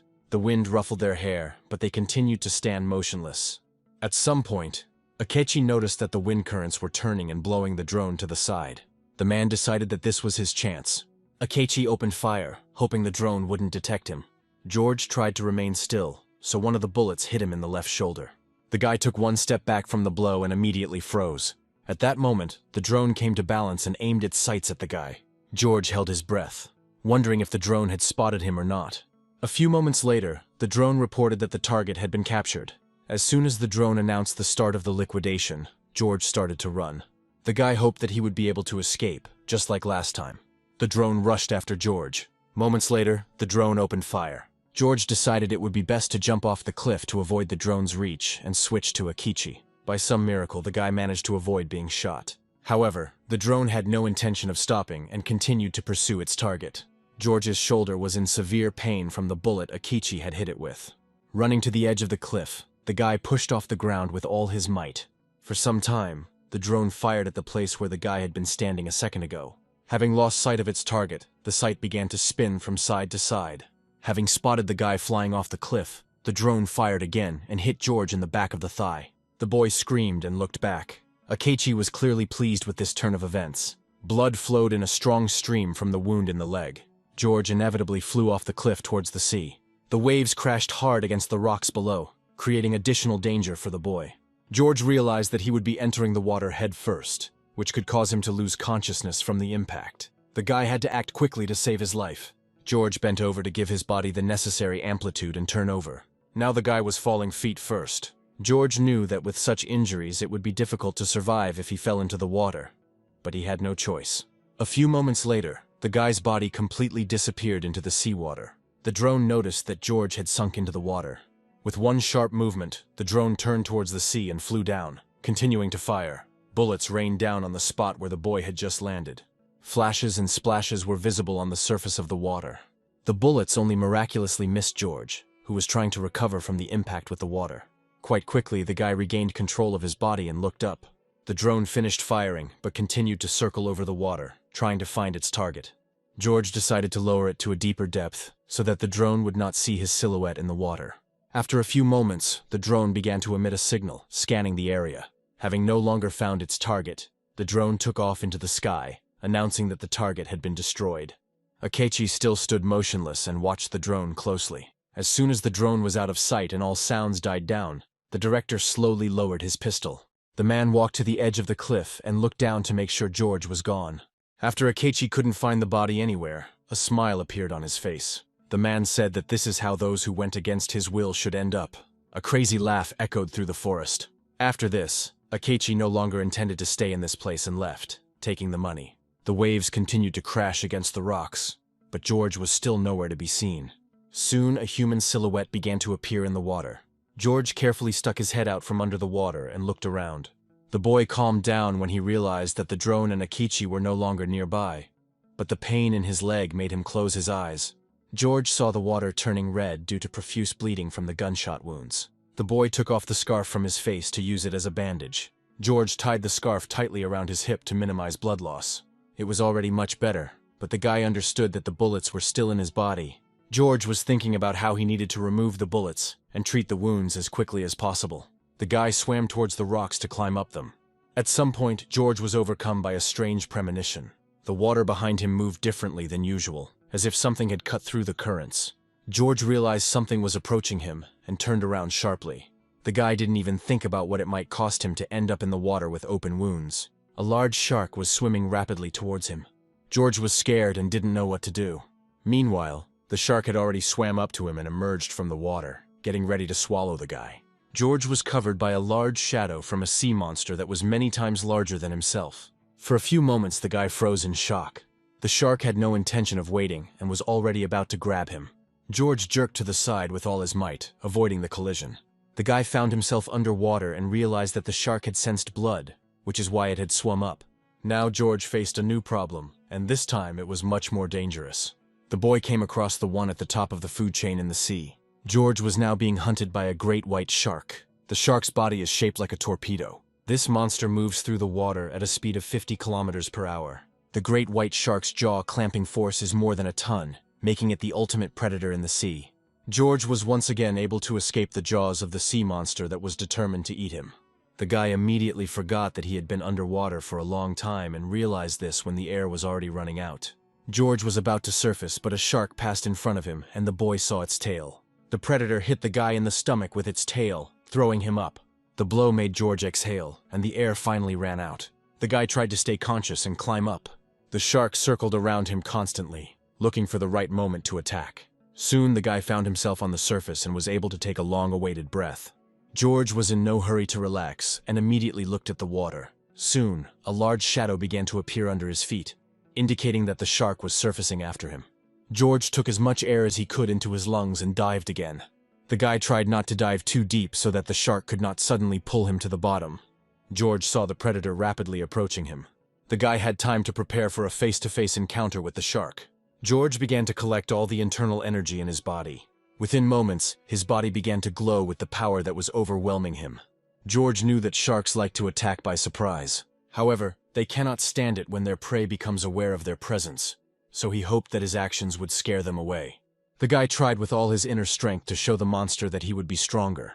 Sensing the energy emanating from George, the shark froze for a moment. However, blood continued to flow from the boy's wounds, coloring the water around him. Sharks could easily smell blood from many kilometers away, and when they were just a few meters away from their target, they became enraged. Having sensed George's blood, the shark decided to attack. The predator opened its mouth and quickly swam towards the guy. George quickly realized why his plan hadn't worked. No matter how hard he tried, it was impossible to stop the bleeding from gunshot wounds in the water. George began to think that sharks had another vulnerable spot. This time the guy's target was the tip of the shark's nose. Many say that the tip of the nose is the most sensitive part of the predator, so a blow to it can disorient the shark. It is in this place that the shark's organ, the ampulla of Lorenzini, is located. The predator was rapidly approaching, and George was preparing to strike. After a few moments, the shark was close enough for the guy to strike. The guy was convinced that this method would work. However, the shark didn't seem to even notice the blow. She swam further and hit George in the chest with her nose. The force of the impact threw the boy's body several meters above the water. Following the guy, a shark jumped out of the water, getting ready to swallow him. George realized that his plan didn't work because the difference in their sizes was too big. After flying a couple of meters, the guy fell into the water again, and for a couple of moments lost touch with reality. His body was in severe pain from the impact with the water, and it did not improve the gunshot wounds. George emerged from the water and began coughing. The guy quickly came to his senses and began looking around in search of the predator. George felt something large approaching him from behind. The guy reacted instantly and turned around. However, the shark was in its element, so it acted much faster and was already close. George tried to swim to the side, but the predator grabbed him by the shirt. The guy felt the shark begin to pull him under the water. George understood from the very beginning that man could do nothing against the master of the seas. All his attempts to escape were in vain, and his body sank into the sea abyss. The air in my lungs was rapidly running out, and my temples were starting to ache from the pressure. The capillaries in the guy's eyes burst from the strain and the salt water. George had no chance of escape. Gradually, the guy began to lose hope and thought that everything was fine with him, since he was not going to cling to life, because it looked pathetic. George began to lose consciousness, and impenetrable darkness began to fill his mind. But at some point, the guy began to hear a familiar voice. George saw a silhouette from the past in front of him, asking him to return. The guy clearly saw Sophia in front of him, who demanded that he return to her alive. Suddenly, George's body was filled with strength and he opened his eyes. The boy grabbed the shark's skin with his hands to maintain a stable position. George seemed to have received a second wind, and thoughts of death receded into the background. The guy couldn't afford to break his promise again. George decided that breaking his promise would look really pathetic. Strength began to overflow the guy's body, and he began to glow again. George moved away from the shark as far as his shirt would allow and swung. The guy tried to distract the shark from diving and hit it in the eye. However, there was no reaction, because the force of the impact underwater was much lower than on land. George did not give up and began to hit the same one over and over again. However, all his efforts were in vain, as the shark did not pay any attention to him. The predator was much larger than the boy, and the water slowed its attacks, depriving them of their strength. Even George's attempts to punch him in the eyes didn't help. The Lord of the Seas cannot be wounded in his own element. George grabbed his shirt and pulled it with all his might, and it finally tore. The shark continued to move forward, and the guy began to be thrown to the side. At the last moment, George managed to grab the predator's gills. The shark released the tissue from its teeth, but continued to dive deeper. George realized that he still had one chance to harm the predator, so he gathered all his strength to strike. The guy was able to easily penetrate under the shark's gills and damage its internal, poorly protected respiratory organs. The predator immediately perked up and began to thrash from side to side, trying to throw George off. The guy continued to hold tightly to the gills with one hand, while tearing apart the shark's insides with the other. Soon blood began to flow from the predator's gills, mixing with salt water. The shark began to furiously spin circles underwater. However, she couldn't free herself from the guy's grip. George knew he couldn't let the shark throw him off, because then it would turn against him. The guy had to do as much damage to the shark as possible so that it couldn't attack him back. Soon, George was able to locate one of the vital organs and tore it out of the predator's body. After this, the guy released the shark's gills and swam a little to the side.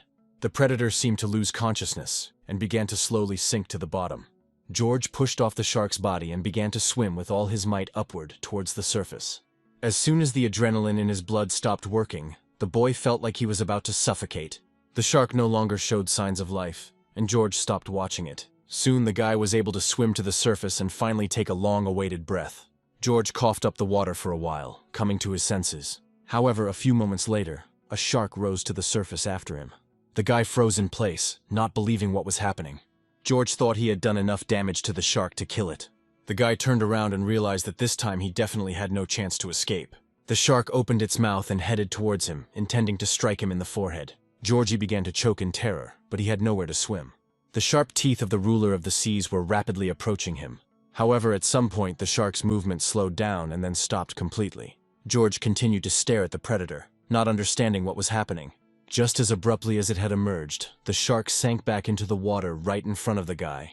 The guy saw how the water turned red and the predator's body sank to the bottom. George remained motionless, as if a cold terror had gripped his body. The predator only came to its senses for a few moments and swam after the guy. But the damage was too serious, so she died anyway. Gradually, George began to realize that it was all over. The guy began to breathe more confidently and relaxed. Looking up at the sky, George said that he was saved only thanks to Sophia. The boy looked towards the island and realized that he had been carried very far out to sea. George swam towards the shore to treat his wounds as quickly as possible. The guy started swimming the crawl, but after just a couple of strokes, his body refused to move. George lost consciousness for a few moments due to pain and blood loss. The guy quickly came to his senses and surfaced again, trying with all his might to stay afloat. He had no strength left to swim to the island. Because he had lost too much blood, his body began to cool down, and he began to tremble. At that moment, the guy could only think about how he would get to the shore in such a state. Soon George noticed how the sun's rays began to play on the surface of the water. The guy turned to the east and saw the rising sun.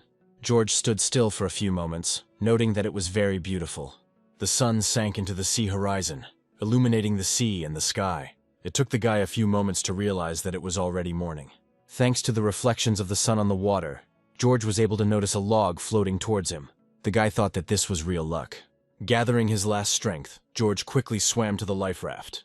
Not without some effort, the guy was finally able to get out of the water. George lay down on a large log with his back and basked in the rays of the warm sun. The trembling still ran through the guy's entire body, but now he felt at least a little better. The boy became dehydrated from blood loss, and being in the salt water for a long time only made it worse. George watched the sun move across the sky for a long time. The guy felt like time was slipping through his fingers. The sun had already risen high above the horizon, and the cries of seagulls could be heard over the water. George couldn't believe that he had survived this time too. Thanks to the current, the log the boy was on was washed up on the island. Finally, George found himself on dry land, but his strength had completely left him and he couldn't even stand up. According to the guy's calculations, he was shot about 5 hours ago, which means he needs to hurry. However, as soon as George tried to get up, his body was struck by a cramp. The guy didn't even have enough strength to raise his head. George knew that being in the water for so long with a gunshot wound had given him a fever. A few moments later, the boy heard the sound of footsteps. George even began to feel as if the enemy was forcibly pressing him to the ground. The stranger gradually approached, but the guy could do nothing. George saw a female silhouette extending her hand to him and asking his name. However, the guy was no longer able to answer as he lost consciousness. George dreamed about his past life. The guy found himself in a military camp again. At that moment, he was practicing at the shooting range. Every shot he fired was right on target. George finished his workout and soon heard someone calling his name. A young man with blonde hair and blue eyes was running towards the guy across the shooting range. This guy's name was Rory, and he really wanted to meet the famous George. However, George had no intention of talking to the guy and simply walked past, saying that he didn't make small talk. It was noticeable how Rory became sadder before our eyes. The boy told the departing George that his parents had been killed by terrorists. The brunette stopped at these words, but did not turn around. Rory shouted that the one who avenged his parents' death was Mr. War. The guy said that's why he wants to be as strong as George. Rory shouted that Mr. War was his true hero. These words made George feel strange. Before leaving, the brunette said that he was simply doing a task and nothing more. It seemed as if Rory was expecting to meet a completely different person. A few days later, the Ghost Squad entered a battle that was not going in their favor. They found themselves under enemy artillery fire, so they had many wounded. The detachment collected all the wounded and headed towards the camp with first aid tents. They needed urgent medical attention. Only experienced medics who were not afraid of the most serious injuries worked in the field hospital. They instantly determined the level of danger to life and acted in a coordinated and rapid manner. George was among those who brought the wounded to the field hospital. He stopped at the very entrance to the tent and watched as his colleagues were receiving assistance. One of the medics approached George and said that his shoulder was injured, but the boy refused help, saying that it was nothing. At that moment, the guy heard a familiar voice coming from the side of the beds. George saw Rory, who was covered in blood and bandages. The brunette stopped at the foot of the boy's bed and watched as the medics provided assistance to him. The blonde man kept calling George and asking if he was there.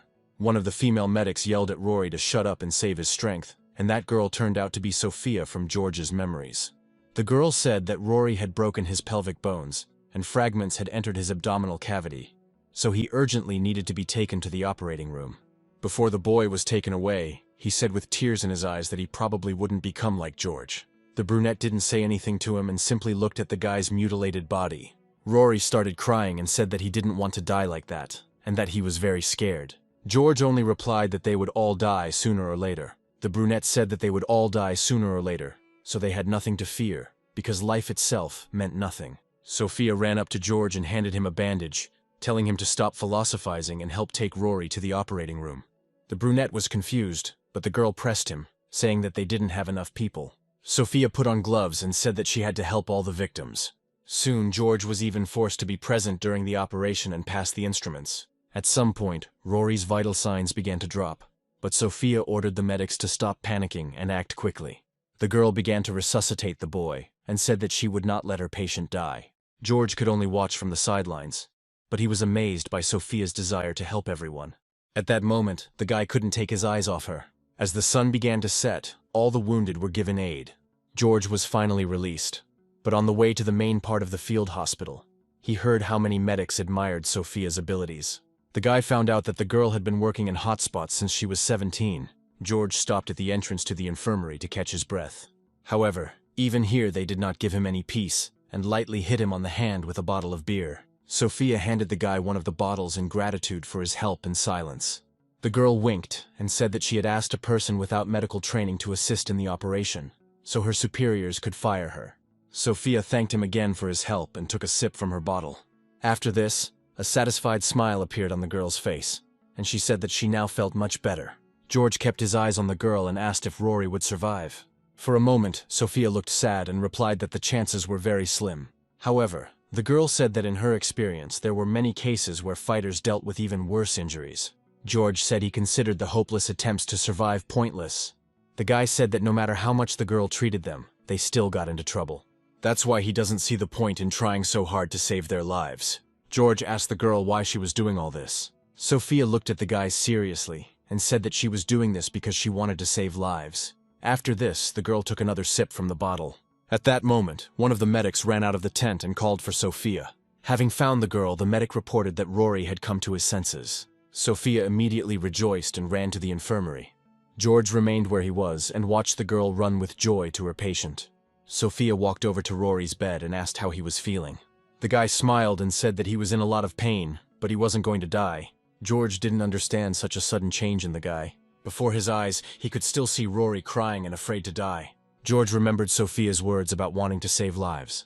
Now the guy saw a laughing girl who found her work to be truly enjoyable. It seemed that now George would never be able to tear his eyes away from Sophia. After some time, the wound on George's shoulder healed, and he came for a checkup. Sophia removed the bandages and said that the swelling had gone down and there were no signs of infection. Therefore, everything was normal with the body. The girl smiled and said that she would agree to have a drink with him after work, since he insisted on it, to thank her for the treatment. George asked if this was his punishment, to which Sophia screamed indignantly. Everyone in the medical tent laughed and said that Sophia and George had been getting along well lately. Someone asked them if they had kissed yet, to which the girl ordered everyone to be quiet. One of the fighters said that he needed to get hurt more to get Sophia's attention. Another fighter said that he would take the girl to the bar himself since Mr. War refused. Sophia only listened to their comments with laughter, and George did not say a word. The guy was about to leave, but someone called out to him. George turned around to see Rory, who was still in the hospital bed in the infirmary. The blonde said that he had decided to leave the squad. George said it was a wise decision, because with that level of ability, Rory would eventually die. The blonde replied that it sounded cruel, but it was true.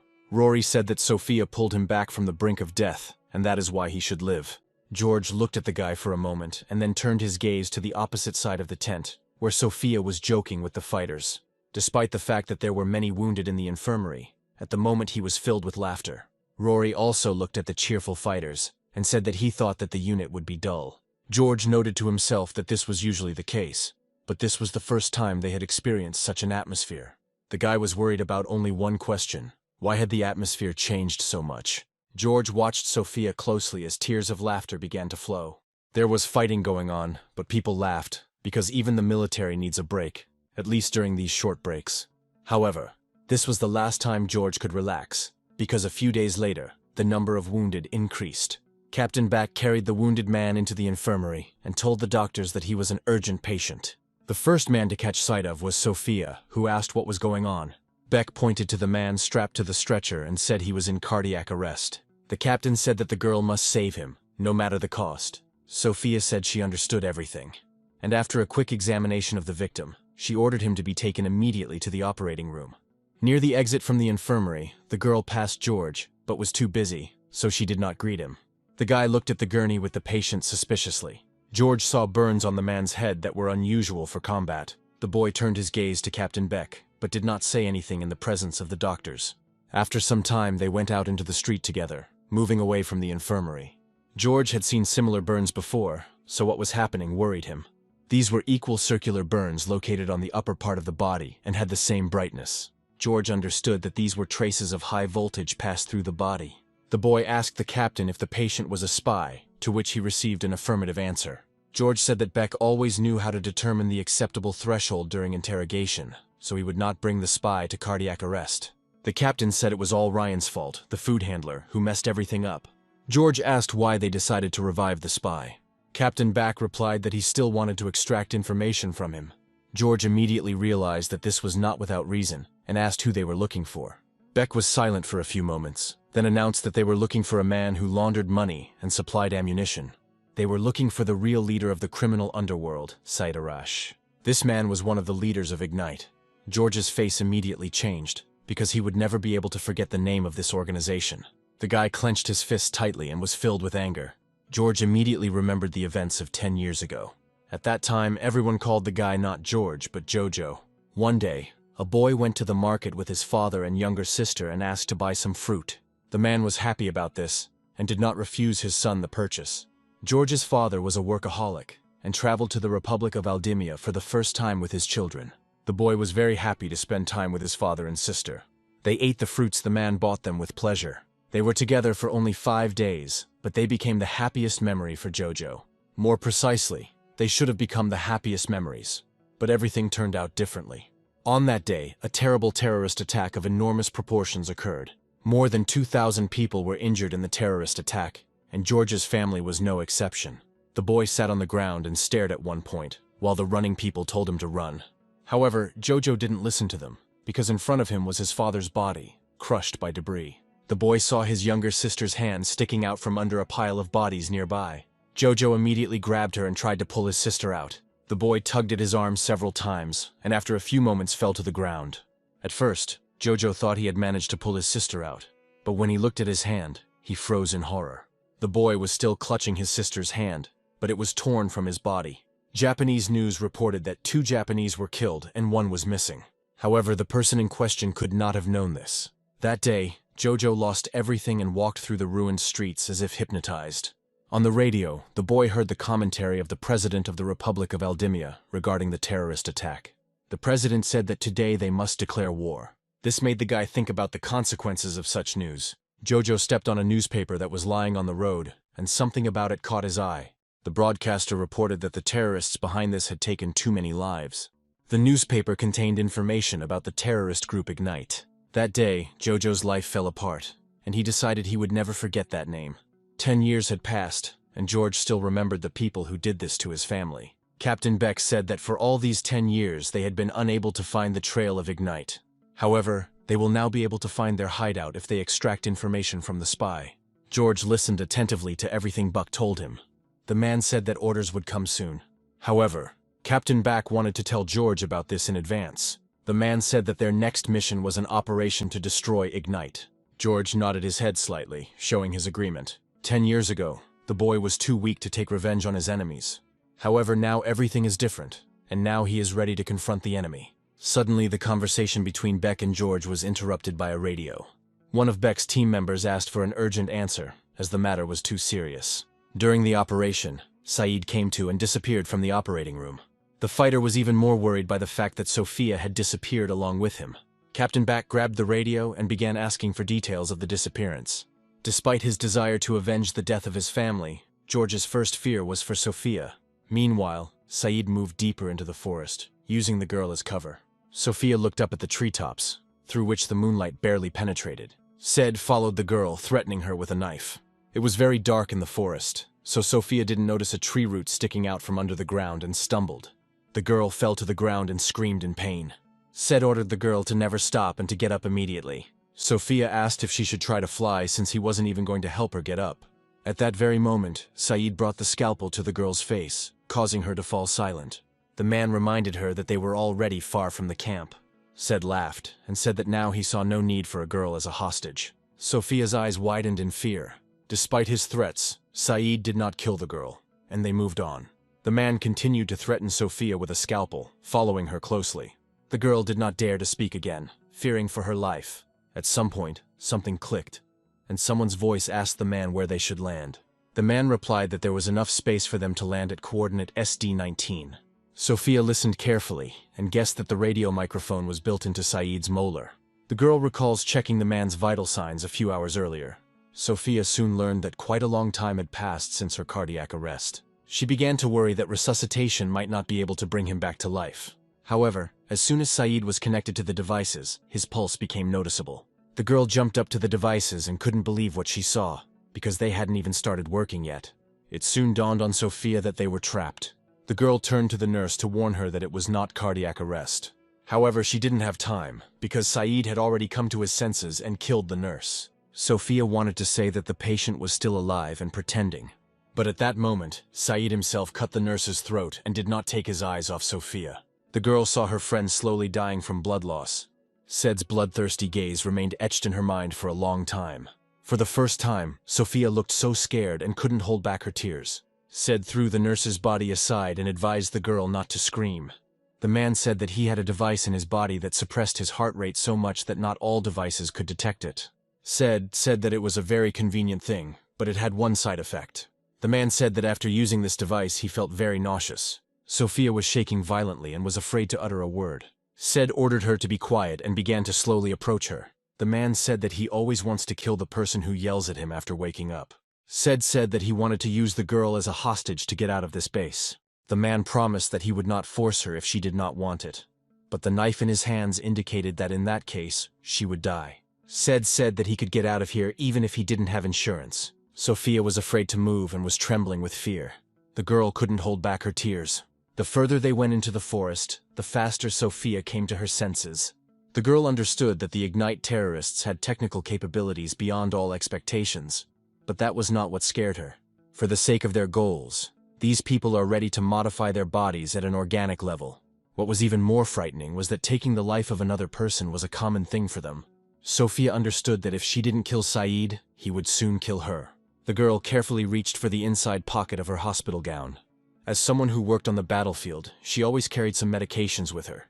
Morphine is a drug that has a strong analgesic and sedative effect. Although it relieves pain and suffering, even a small overdose can cause coma. The morphine that Sophia had with her was in a high concentration. The lethal dose of this drug is 4 milliliters. Now the girl was trying to find the moment to carry out her plan. Sophia listened attentively to Saeed's conversation with his accomplice. Gradually, the approaching helicopter became audible. The birds began to behave restlessly due to the approaching noise. Said turned his full attention to his interlocutor, leaving Sophia unnoticed. The girl realized that this was the best moment. Sophia carefully pulled out the syringe with morphine. While Saeed looked away, the girl turned sharply and stuck the syringe into the man's neck. For a few moments, the girl froze, trying to figure out if her plan had worked. She injected the drug all the way, but her hands continued to shake. Said didn't have time to react and was now gradually losing consciousness, unable to do anything with the girl. The girl relaxed a little, realizing that her plan had worked. Said fell to the ground, foam coming out of his mouth. Sophia watched the man closely until the last breath escaped his lips. Said's body shook from the drug overdose. Sophia breathed a sigh of relief and wondered if injecting 10 milliliters of morphine had been too much. However, the girl relaxed too soon, because the next moment Saeed came to his senses. The man grabbed Sophia by the neck and squeezed so hard that she couldn't breathe. Said's body was still shaking, but he was fully conscious. The man said it was a good idea, but he had long ago developed a resistance to such drugs. Said that this happened when a person experiences overdoses from childhood. The man said he hadn't experienced a morphine overdose in a long time, and it actually felt pretty good. Said raised the scalpel over Sophia, and said that now it was time to take her apart, piece by piece. The man apologized with a smile on his face for not being able to offer her pain relief. He said that Sophia was to blame for spending everything on him. The man pointed his finger at his chest and said that life is a duty. Sophia didn't understand what he was talking about. Said poked himself in the chest again and said that the soul is the guarantee. Touching his forehead with his hand, the man addressed God. Said asked God to accept Sophia as a sacrifice. His eyes spoke of the utmost degree of obsession. Having completed the peculiar ritual, the man cut the girl's clothes with a scalpel. Sophia closed her eyes, expecting to feel pain. However, after a few moments, she opened her eyes without feeling anything. Looking down, Sophia realized that the man had cut her clothes, exposing her breasts and stomach. This made the girl panic even more. The man let go of her face a little and brought the scalpel closer to it. Said asked why Sophia was so afraid, since they were just meat. The man said that the meat becomes tough when cattle feel fear of slaughter, and it is all because of the stress hormone. Because of this, the color of the meat darkens, becomes dull and loses flavor. Said it was terrible when you spend 2 or 3 years growing precious meat, only to have it turn into tasteless horror. The man stroked Sophia's face and said that this was the greatest loss. Soon the man calmed down and came to his senses. Wiping the tears from his face, he said that the girl should not be afraid. He promised that he would do everything quickly and carefully. There was a crazy smile on Saeed's face, and he didn't understand why Sophia wasn't smiling with him. The man raised the scalpel over the girl and ordered her to relax. His eyes glowed with obsession. Sophia couldn't move and could only look into the face of a real monster. The man began to lower the scalpel, intending to plunge it into the girl's neck. Sophia closed her eyes, awaiting her death. However, a moment later a shot rang out and the scalpel flew off to the side. He hit the rock on the ground with a loud thud. Sophia opened her eyes when she felt blood on her face. Blood flowed from Saeed's shot-through palm as he looked closely at his wound. The man seemed to feel no pain due to an overdose of morphine. Said raised his hand to his face and looked through the hole in it. The man saw that the bullet had flown straight through and hit the rock ahead. After this, Saeed roared as loudly as his lungs allowed. Sophia looked at this in shock, hoping that her assumptions were correct. Behind Saeed, in the distance, George was hiding in the bushes. The guy was able to track down Sophia and Saeed, and at the last moment he was able to shoot the scalpel out of the spy's hands. George lay on the ground, aiming his sniper rifle. The glass of the sight reflected the moonlight, indicating his location. George took aim for a few moments, then pulled the trigger again. Once again, the sound of a gunshot cut through the forest, scaring away the animals in the area. The guy hoped that Saeed had not yet managed to figure out his location. However, this was not the case, because upon hearing the shot, the man immediately ducked, realizing that they were shooting from behind. The bullet still managed to hit him, damaging his ear. Said leaned down sharply, pinning Sophia to the ground with one sharp movement. The man calculated that the shooter was in the direction of 2 o'clock.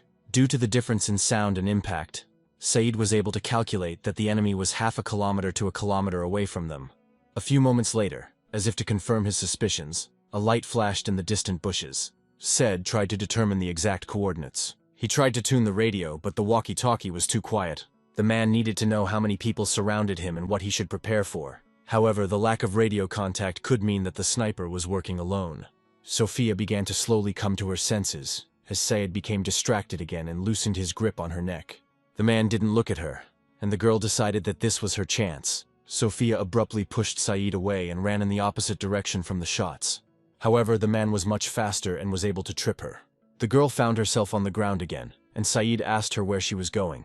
The man grabbed her by the hair and said that her job was to be his shield. Said plunged a scalpel into Sophia's side and said that he would not accept refusals. Feeling a stabbing pain in her side, the girl screamed in pain.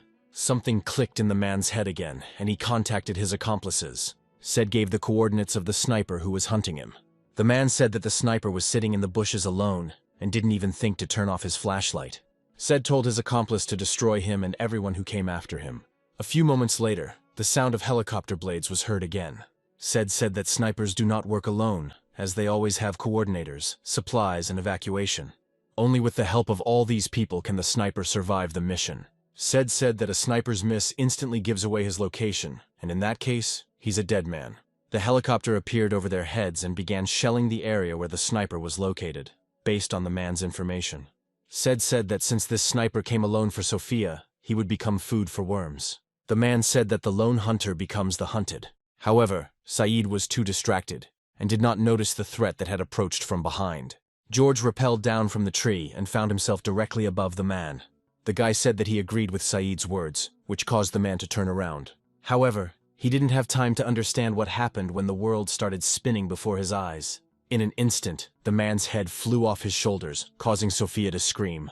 George came down to the ground and said that the shooting was just a maneuver so that he could approach unnoticed. Tears of joy streamed down Sophia's face and she looked at the guy with a smile. George said that everything was going according to plan, and the lantern had been a great help.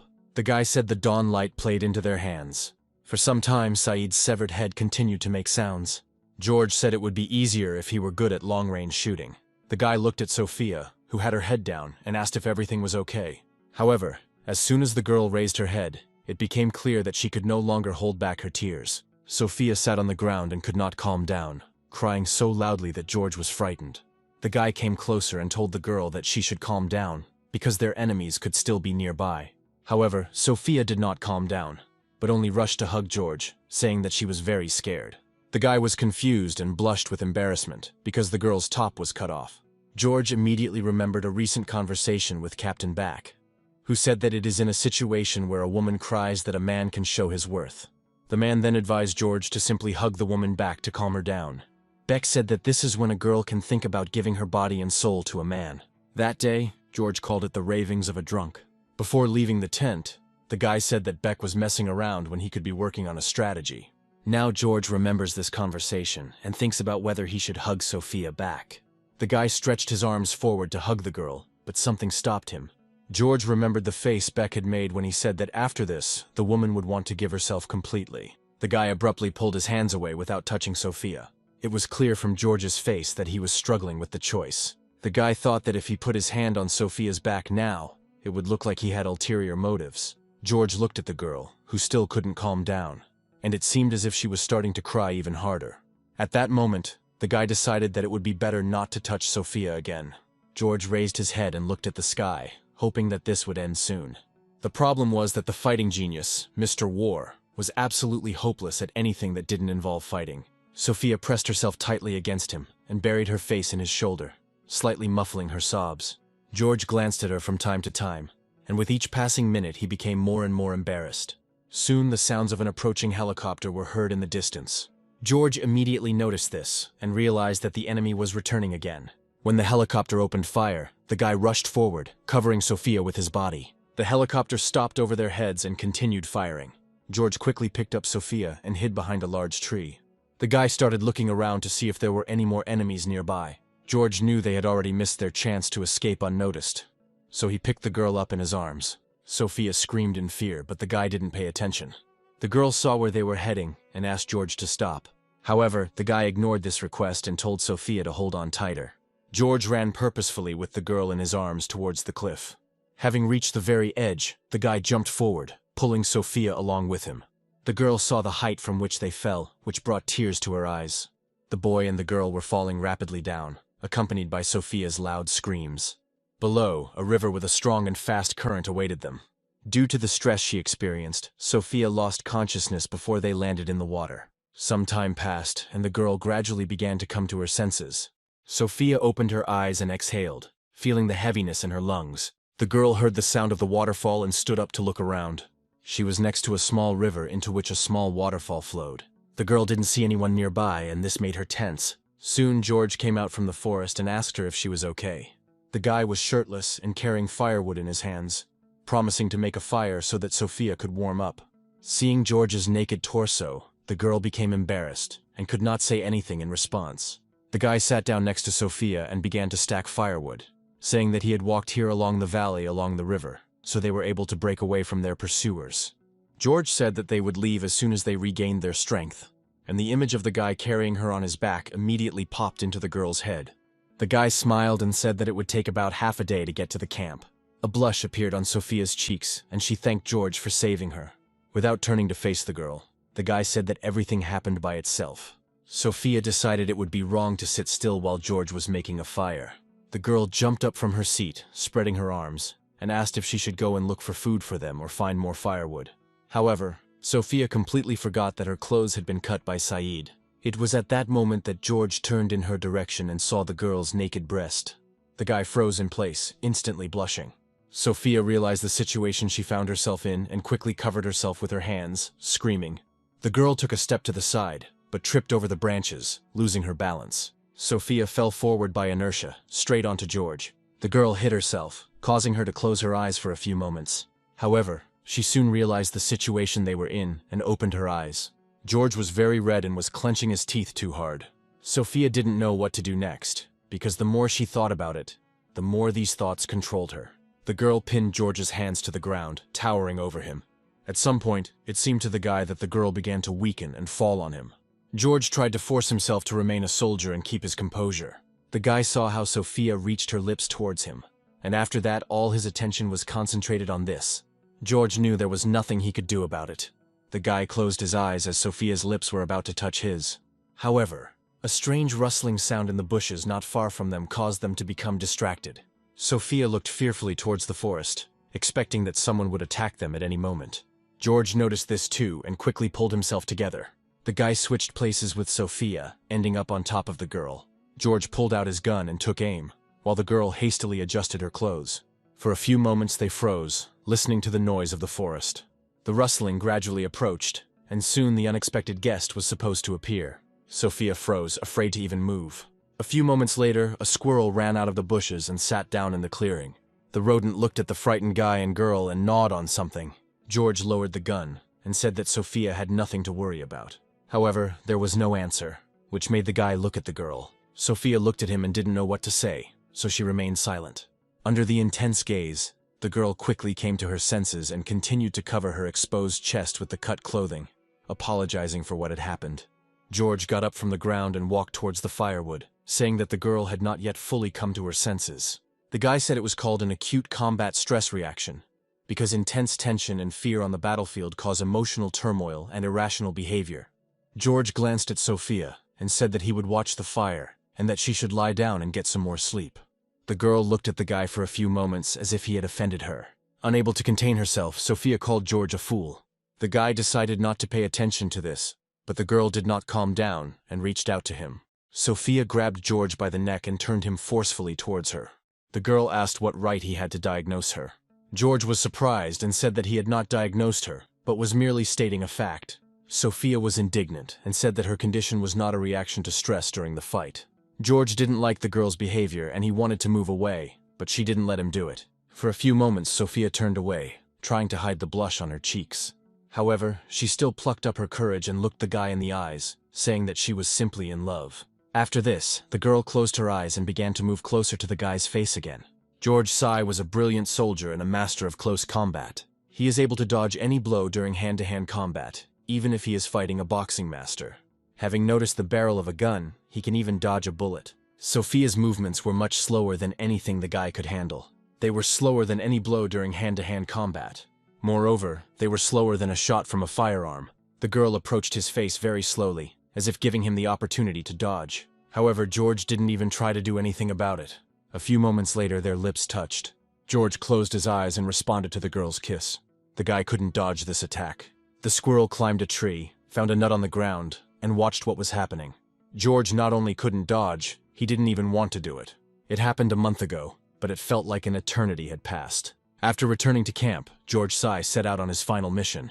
No matter how much he promised Sophia to return, he was unable to fulfill his promise.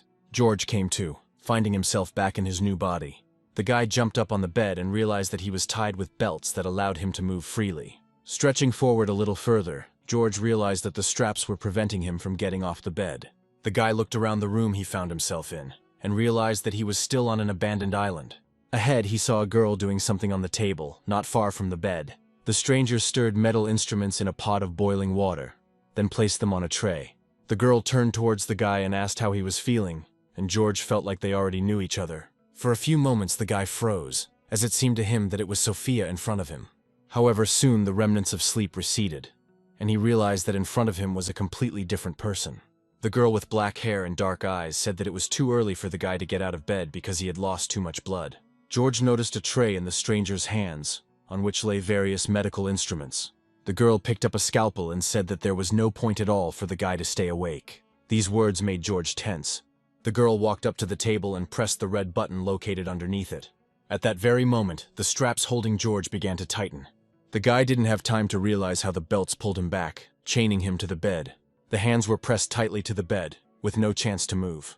The legs were in the same position, leaving no opportunity to defend oneself in any way. George realized that he was literally crucified on the bed, in front of a girl who had a medical scalpel in her hands. The stranger laughed at the guy's attempts to escape. The girl said that these belts are custom-made, so even a bear won't be able to escape. The stranger laughed at the fact that the guy now looked like a fish on a cutting board. The girl picked up the scalpel and said with a smile that the guy should behave like a fish. The stranger wanted George to shut up and not interfere with her while she was butchering him.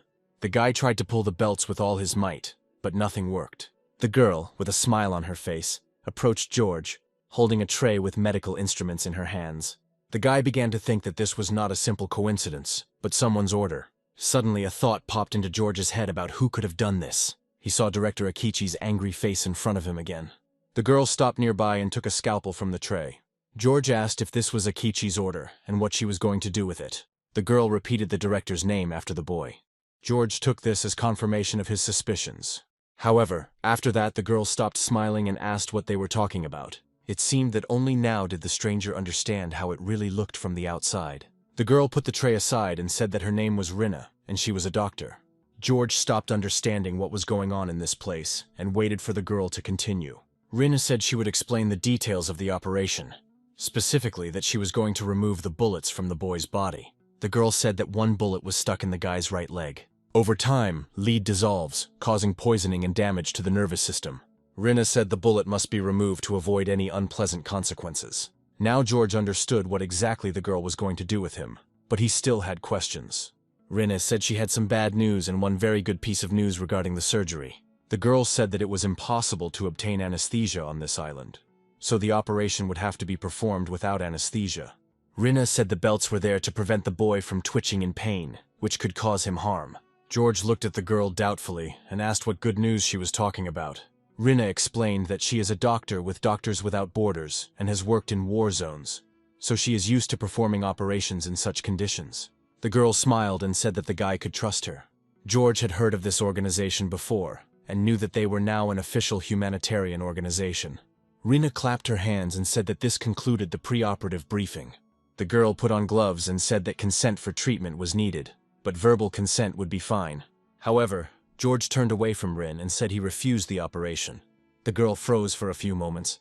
Then Rina picked up the instruments again and said that now was not the time for jokes, as the boy had lost a lot of blood, so the operation should begin immediately. George turned his gaze to the girl and repeated once again that he refused the operation. The guy said that Rina was obliged to immediately remove the belts from him. The girl turned sharply to the boy and said that if the bullet was left in, lead poisoning would set in, which would lead to death from blood poisoning or sepsis. George closed his eyes and said that he understood this perfectly well, but he would not allow himself to be operated on. The guy ordered the girl to take off his belts, and then he could pull out the bullet himself, since he had experience. Rina shouted that she was an experienced doctor, and that the patient should not operate on himself. George said that he could not verify the veracity of her words, because there was no evidence. The guy said that he couldn't take the girl's word for it because his life could depend on it. Rin began to understand George's feelings and could not think of any other way to persuade the boy. The guy looked at her and said that his life was on the line, so he couldn't trust just anyone. Rin flinched at these words as if she was offended. The girl was shaking from the realization that she could do nothing in this situation. Rinna struggled to find the words to explain her urgency. The girl said that she, as a doctor, cannot simply leave the patient in this condition. George reminded Rinna once again that medical ethics prohibits performing any procedures without the patient's consent. After this, the girl fell silent and looked down at the floor.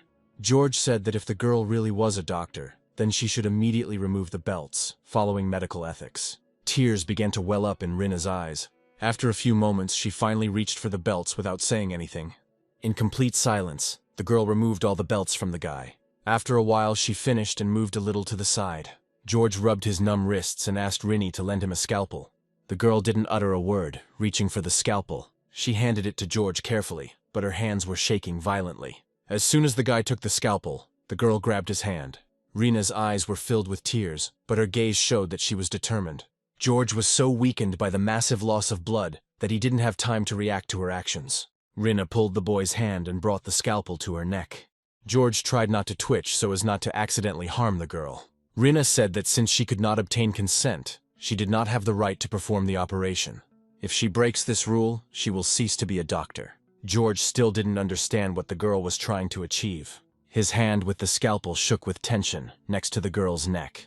Rina said that she had a patient in front of her, and if she didn't get consent and simply backed down, she would also stop being a doctor. Hearing these words, George froze. The boy had heard similar words before from Sophia, who always strived to save people. George shuddered again at the resemblance between the girls. Shaking with fear, Rina said she would add one special condition to the agreement. The girl said that the guy should trust her with his life, and she in return would trust him with hers. George didn't understand why Rina was so stubborn and couldn't just let him go. The girl said that if she did anything suspicious, the guy could safely hit her. George didn't know what to say to such desperate conditions. Tears rolled down the girl's cheeks, and she said that she was proceeding with the operation. George gritted his teeth in anger but did not answer her. For a while the guy was simply silent, looking at the girl carefully. Then George smiled and began to laugh quietly. Rina looked at him blankly and asked what he saw as funny about the situation. George looked at her and said that there is one most terrible enemy on the battlefield. The guy said that there is nothing more terrible than a person who is ready to die. George noted that a person who is willing to sacrifice his life for a goal is incredibly strong. The guy said he gave up, which caused the girl to slowly calm down. George reached out his other hand to free himself from Rina's grip. The guy himself handed the scalpel to the girl and asked her not to let him down. George looked confidently at Rin and called her doctor. This made the girl shudder, but she was still glad that she had managed to persuade the guy. A slight smile appeared on Rina's face.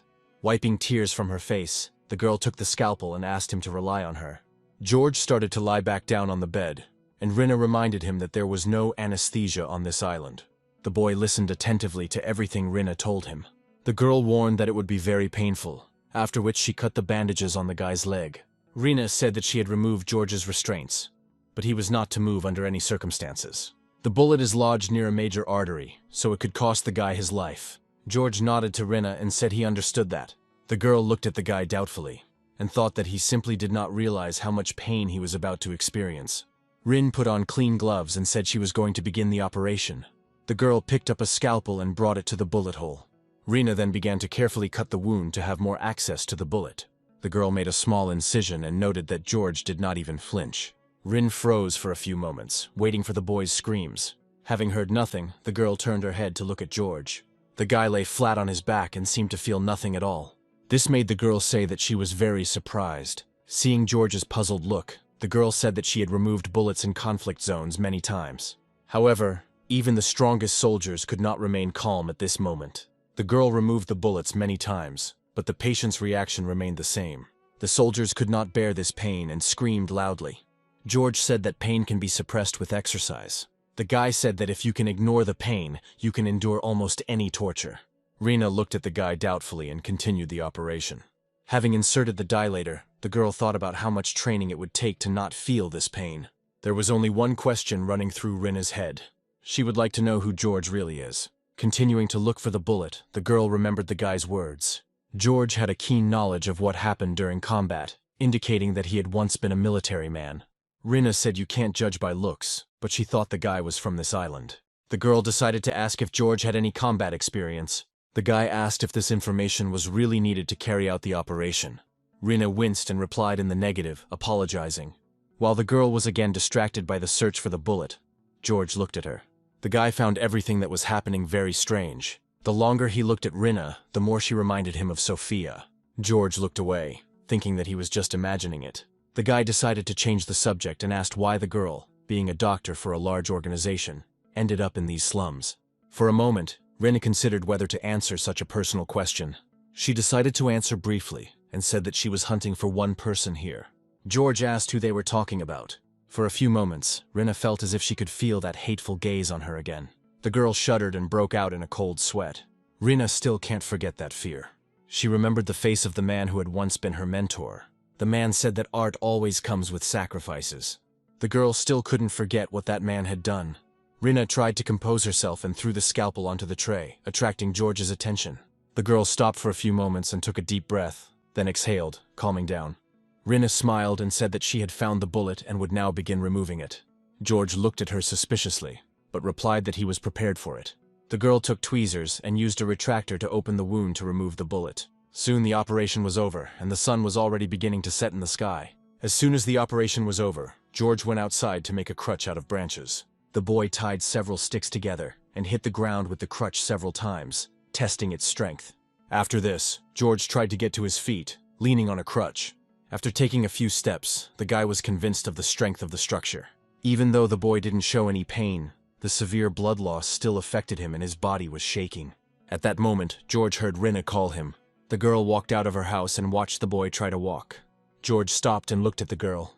Rinna said that the boy still shouldn't overexert himself. George thanked the girl and said that he would definitely repay her for this service. Rinna smiled and said that the guy shouldn't worry about it. However, the girl then turned to George and said that since he insisted, he could repay her. The guy immediately tensed up, sensing a catch. The girl extended her hand and said that she needed to pay for the operation, hospitalization fees, and other related expenses. Rinna said that George had to pay her 58,000 yen. The guy was shocked by these words. After some time, George went to a place on an abandoned island. Leaning on a crutch, the guy quickly approached the gate, next to which stood a guard. George saw the cherry blossom petals falling and stopped. After looking around, the guy said that this was an amazing place. Cherry trees were in bloom above the gates leading into the small town, filling the air with a fresh scent. The small street was crowded with people, and the girls were dressed in traditional Japanese kimonos. However, judging by their appearance, one could say that the girls were here as entertainment for the men staying in the city. The girls approached the men and flirted with them, and they didn't mind. The town was relatively small, but it was clear that important people lived there. This place had all the amenities and even entertainment to keep the locals from getting bored. The town was surrounded by high walls, and the main entrance was guarded. George stood frozen in place, not getting too close to the guards for a while. The guy couldn't believe that such a place existed on an island of industrial waste. In Japanese history, such neighborhoods were called Nureha, the paradise of lust. George froze and walked towards the gate. Seeing him, the guards asked him what he was doing there. However, George did not answer them, continuing to approach. The bald man smiled and asked if the boy realized where he was. When he got close enough, George stopped. The guards became wary when the guy grinned and started talking. George said that even though he was wounded, he was safe where he needed to be. We returned to the moment when Rinna told the guy that her medical services were paid for. George sighed and said he had been wrong about her. The girl didn't understand what they were talking about and decided to ask the guy about it. George said that Rinna worked for Doctors Without Borders, so he thought she lived to help people. The guy said that really, it all comes down to money. Rinna got angry and asked what George even knew about her. The girl said that medical services require money, because without it she would not be able to buy any instruments or consumables. George replied that there was nothing wrong with charging money for medical care. Rin calmed down a little and asked if the guy had money to pay her back. George wondered if he had the money to pay. He immediately remembered the dying Maz, who asked the boy to take the money he had earned with his own efforts. George frowned at the memory, especially knowing that he had lost Maz's money after all. The guy said he would gladly pay Rinna, but he didn't have that amount on him. George looked straight at the girl and said that because of this, he would not be able to pay. Such self-confidence in the guy's gaze made Rinna indignant. The girl said that this was the first time she had seen someone say so openly that they could not pay. However, Rin soon came up with a way out of this situation.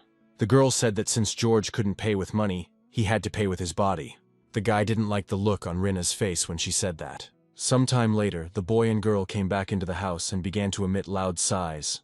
George tried his best to please Rinna. The girl periodically suggested to the guy how to do it better. Rinna clearly enjoyed what he was doing. George sat on top of the girl and massaged her back. Rinna was clearly relieved by the good massage. After a while, George said they should get back to their main topic of conversation and asked what the Nureka quarter was. The girl stood up and said that the guy was really good at massage. George and Rin sat down opposite each other, and the girl began to tell him. Rin said that Nureha quarter is a walled city of lust, and she wants George to infiltrate it and gather information. The guy said it sounded like an infiltration mission, and asked what the main goal of the investigation was. Rinna said she heard that the man she was hunting was in this city. George asked what he was supposed to do with the man when he found him, and the girl said he was supposed to be killed. The guy didn't ask Rinny about the reason and simply agreed. The girl got out of bed and said that George would help her a lot, because women were not allowed into this city except for courtesans. Rinna said the guy would be able to enter as a client without raising any suspicions. George looked at the girl and said that she had been trying to achieve this from the very beginning. The guy asked if the girl had deliberately inflated the price of her services, so that he would definitely not have the money to pay. Rinna froze in place, realizing that she had been found out. The girl winked and said that she was counting on her debtor in any case. George realized that he was already trapped, and that he would not be able to get out of it. We return to the moment when the boy approached the main gate to the Nureha quarter. Upon learning that George had come to town as a client, the guards exchanged glances. However, afterward they laughed out loud at the guy's appearance. They asked how he could come to pick up a woman in such a dirty state. The guards headed towards George, and one of them said that the guy had definitely got the wrong address. However, the second guard said that there was no need to rush, because suddenly he really would turn out to be a client. The man approached George and mockingly asked him to show him his wallet. The guy didn't give in to their threats. He was told that every flower in this city is unique. They demanded that George post bail to pick at least one of these flowers. The men said that if the guy didn't have bail, they would call him a liar and beat him half to death. The guards were openly laughing at George, and were already looking forward to the fun they were about to have. However, the guy was not going to back down, because he had to repay Rinna for her help. In response to their threats, George only sighed. The guy admitted that he really didn't have any money. After that, he looked at the guards with a firm gaze and said that he would pass anyway. These words instantly enraged the men. The guard asked if the guy had come just to watch. The second man also rudely said that this was not allowed. After this, the guards called the guy respectable and rushed at him, with smiles on their faces. George did not respond to their threats. The guy stood still until the enemy got close enough. George dodged the men's blows with ease. The crutch fell to the ground as if the guy didn't need it. The guards hadn't yet had time to return their hands to their original position, so George grabbed them.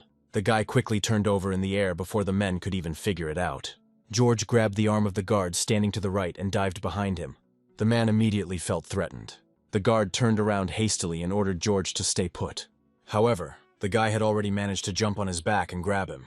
George knew very well that the human cervical vertebrae are strong vertically, but fragile horizontally. The guy grabbed the guard's neck with one hand and pressed the other to his head on the opposite side.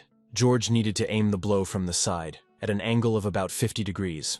After that, all that was left to do was to put all your strength into the blow. Since the neck was extremely vulnerable in this position, the guy was able to easily break his neck. George has had to fight multiple opponents on his own more than once. The guy remembered very well the iron rule of combat, when one fights against two. His first point was to immediately eliminate one of the two from the list of opponents. The guard fell to the ground dead, and the second one ran up to him and tried to shout to his brother. George said that no matter how hard the man screamed, his brother would no longer hear anything because he was dead.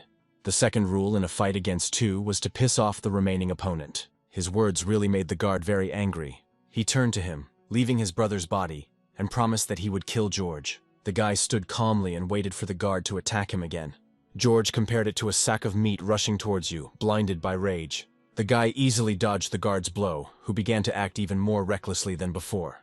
George used his favorite move again and ducked under his opponent's arm. After this, the guy delivered one precise blow to the opponent's lower jaw. Several of the guard's teeth were knocked out and his eyes were rolled back in his head. The man leaned back and began to fall. George straightened up and watched the man fall, making sure he was finished. The unconscious body fell to the ground and did not move again. The next moment, a scream was heard behind George. The guy turned around and saw that the people in the neighborhood had seen their fight and were calling him a killer. The neighborhood immediately went into an uproar and they ordered George to be seized. Suddenly, through the noise, the guy heard the same guards demanding that he answer them. The entire fight had taken place entirely in his head, and the men were still questioning him. George remembered the condition Rina had set for him. The girl said that in the Nureka quarter, one should not make noise under any circumstances. Rina explained this by saying that in the Nureka quarter, they don't accept men who don't know how to play beautifully. The girl said that the doors of the flower garden open only to gentlemen who accept the rules. Now George was at a crossroads and could not go against Rine's words. The guy understood that if he used force, there would be a noise. The guards flexed their fists and asked why George remained silent. One of their men swung and was about to hit the guy. However, George had no intention of acting in the same way as he had been thinking about earlier. The guy looked sternly at the guard and ordered him to shut up. The man froze in place at such impudence. Then the guards felt a strange aura emanating from the guy. In front of them was definitely a guy who was half their size. However, the aura emanating from him made them feel as if a rock was bearing down on them. George did not interfere in the squabble and turned around. The guy said that he would come back later. Finally, George said that he was doing this because he was a gentleman. The guards stood frozen in their places, not understanding what had just happened. George started to walk back the way he came. The men watched him go with their eyes on his back and remained in complete silence. However, George was not going to back down from the task and approached the block from the side. As Rina had said, the quarter was surrounded on all sides by high walls. The only entrance to this city was the gate where the guards stood. George could easily climb over the walls, but to invade without knowing the internal structure is foolish. The guy heard someone approach him from behind and gasp. George turned around and saw Kay pulling a cart along the wall. The guy froze in place, as if hoping that he had not been noticed. However, Kay immediately recognized his missing friend and overturned the cart. George turned away from the boy and couldn't help but curse. Kay immediately rushed towards him.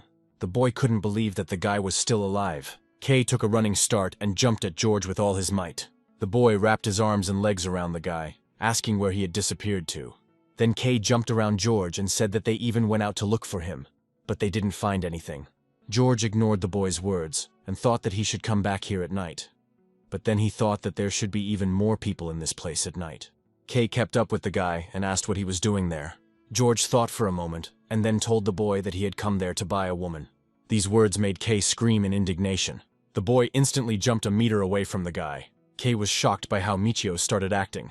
The boy asked what had come over the guy that he was now saying such things. Tears welled up in Kay's eyes, and he said that the boy had always been kind before. The boy recalled how Michio would ask him every day if he had eaten, and then treat him to food if he was hungry. Kay burst into tears and asked the guy to become his old self again. At that moment, George was thinking that there had to be a way around somewhere, so he had to go around the perimeter of the area first. Kay realized that the guy was ignoring him and started screaming even louder. George looked at the boy and said that he had made the image too perfect. The guy said that unfortunately he couldn't be that ideal Michio. George said that Kay had created an image of the ideal Michio for himself, and now he can't come to terms with reality. The boy gradually became quiet as his heart was broken by the guy's harsh words. George said that he was currently thinking about the next step of the operation, so Kay should not interfere with him. The boy looked down and said that the guy was right. Before leaving, Kay said that he had completely forgotten that Michio was also a man. The boy said that all men sometimes cannot control such desires. Kay promised that if they met inside, he would pretend they didn't know each other. These words caused George to be instantly distracted from his thoughts. Kay slapped his palms across his face and said that it was time to stop all this. The boy picked up the cart and said it was time to go to work. George turned to Kay and asked what was in his cart. The boy froze for a few moments, not understanding why the guy needed this information. Then Kay finally said that the cart contained sheets, laundry supplies, and cleaning equipment. The boy proudly said that he was now courting the girls from the neighborhood. George immediately realized that the solution to his problem had been right around the corner all along. The guy leaned on his crutch and walked towards Kay. George said he could get into Nureka's quarter if he hid among the things in the cart. Kay didn't like this idea at all. George pulled the tarpaulin off the cart and said there was enough room inside to hide one person. Kay blocked the guy's path and told him he was crazy.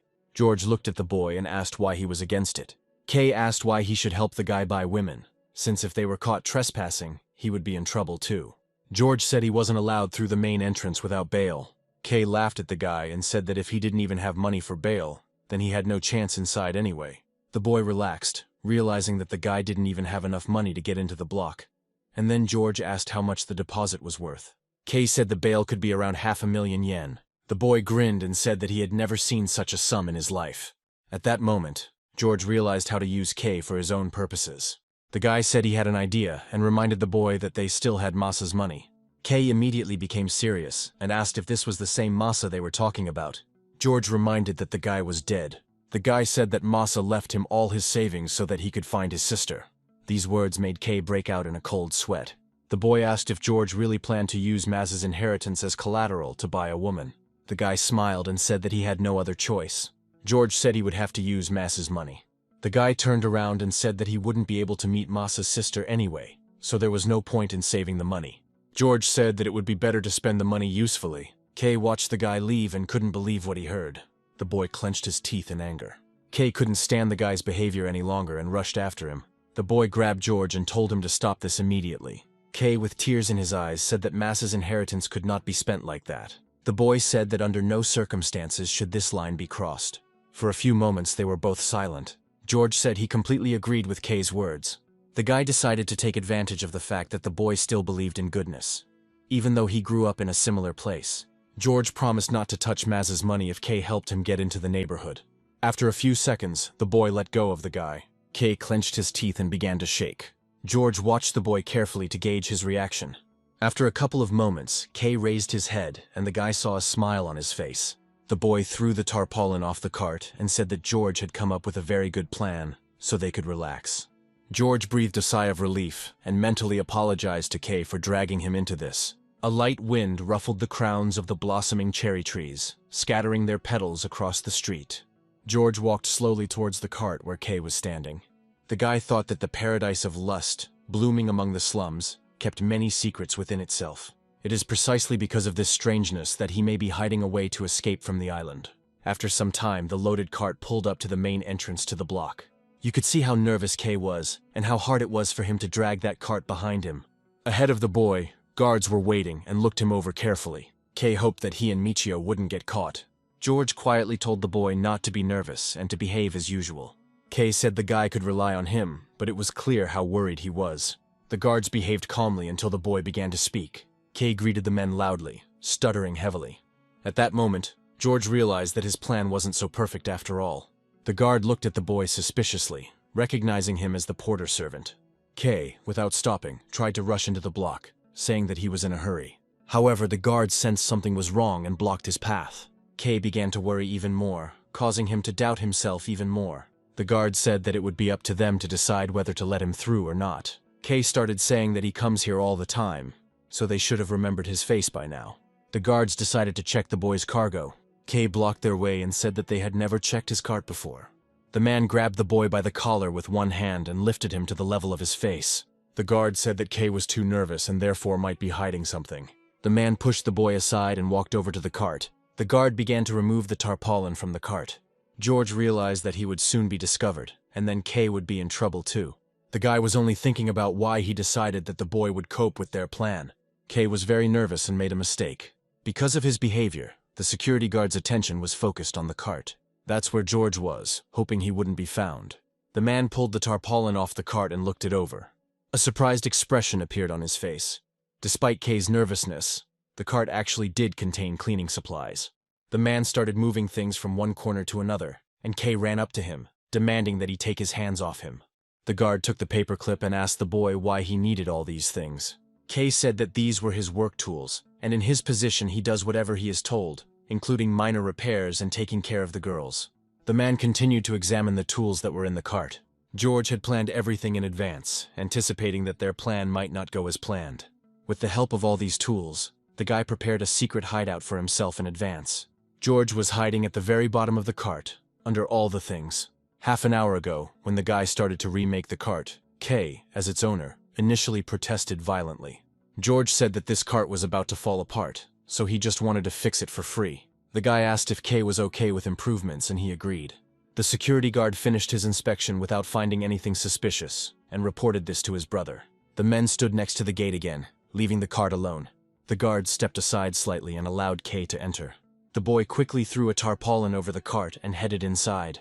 George's plan worked after all, allowing him to get inside. Kay stopped on one of the quiet streets, after which George got out of the cart.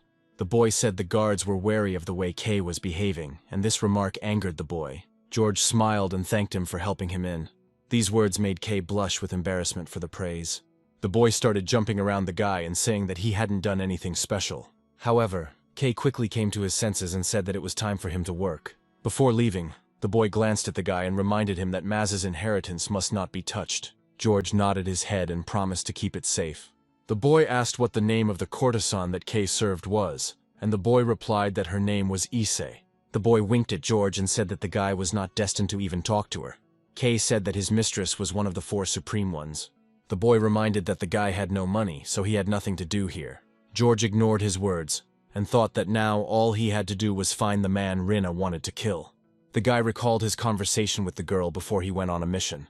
Rina said that the man's name was Kenzaki. George realized that he had too little data at the moment. The guy headed towards the busy street, realizing that there was nothing he could do about it, and that he would have to cope on his own. On the street, many men walked accompanied by courtesans who flirted with them in every possible way. Former military man George Tsai always had one habit. Whenever he found himself in a new city, he would carefully walk around it. The most important thing was to feel the city, understand it, and explore it. After some time, George noticed that the buildings were erected according to a certain pattern, and each longhouse had 5 identical rooms. At the entrance to each room, as if inviting, sits a woman. Some rooms were closed, indicating that they were currently receiving clients. George noticed that there were many closed rooms. The guy thought that these people were too spoiled, since they didn't know their limits even during the day. George came across 2 open rooms. In the left room sat a girl with dark hair pulled back into a high ponytail. In the room on the right sat a curvy girl with her hair braided. George was thinking about which girl he should approach. After a few moments, he decided to approach the girl sitting in the left room. This girl seemed more attractive to him, and he decided to approach her. The guy thought she looked friendly. George approached the girl and said that he would like to know something.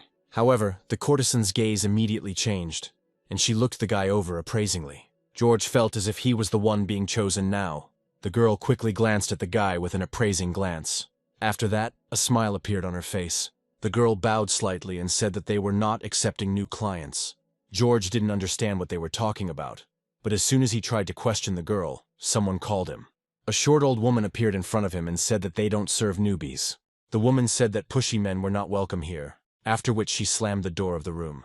George repeated the word, which was new to him, without understanding its meaning. When the guy approached the girl in the room on the right, he was again called a newbie and refused service. No matter how many times George tried to talk to girls, they all answered the same way. Some girls timidly refused, while others did not hide their hostility. Every door closed in front of him before he could say anything.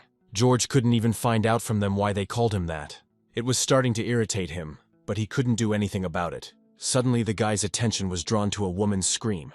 George knew he should have ignored it, but for some reason he couldn't. The guy moved towards the crowd of people who were watching what was happening. George heard the girl screaming and asking for help. The man grabbed the pink-haired girl and threatened everyone who tried to approach them with a knife. The neighborhood's internal security tried to calm the man, reminding him that violence is prohibited in this city. However, the attacker was not himself and continued to threaten everyone with a knife. The man said that he had invested too much money in this courtesan.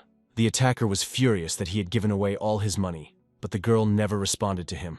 The guards shouted that it was not so easy to become a regular customer. The man shouted that it was impossible to become a client in this city, since they only rob other people. The attacker shouted that the entire area was one big cesspool.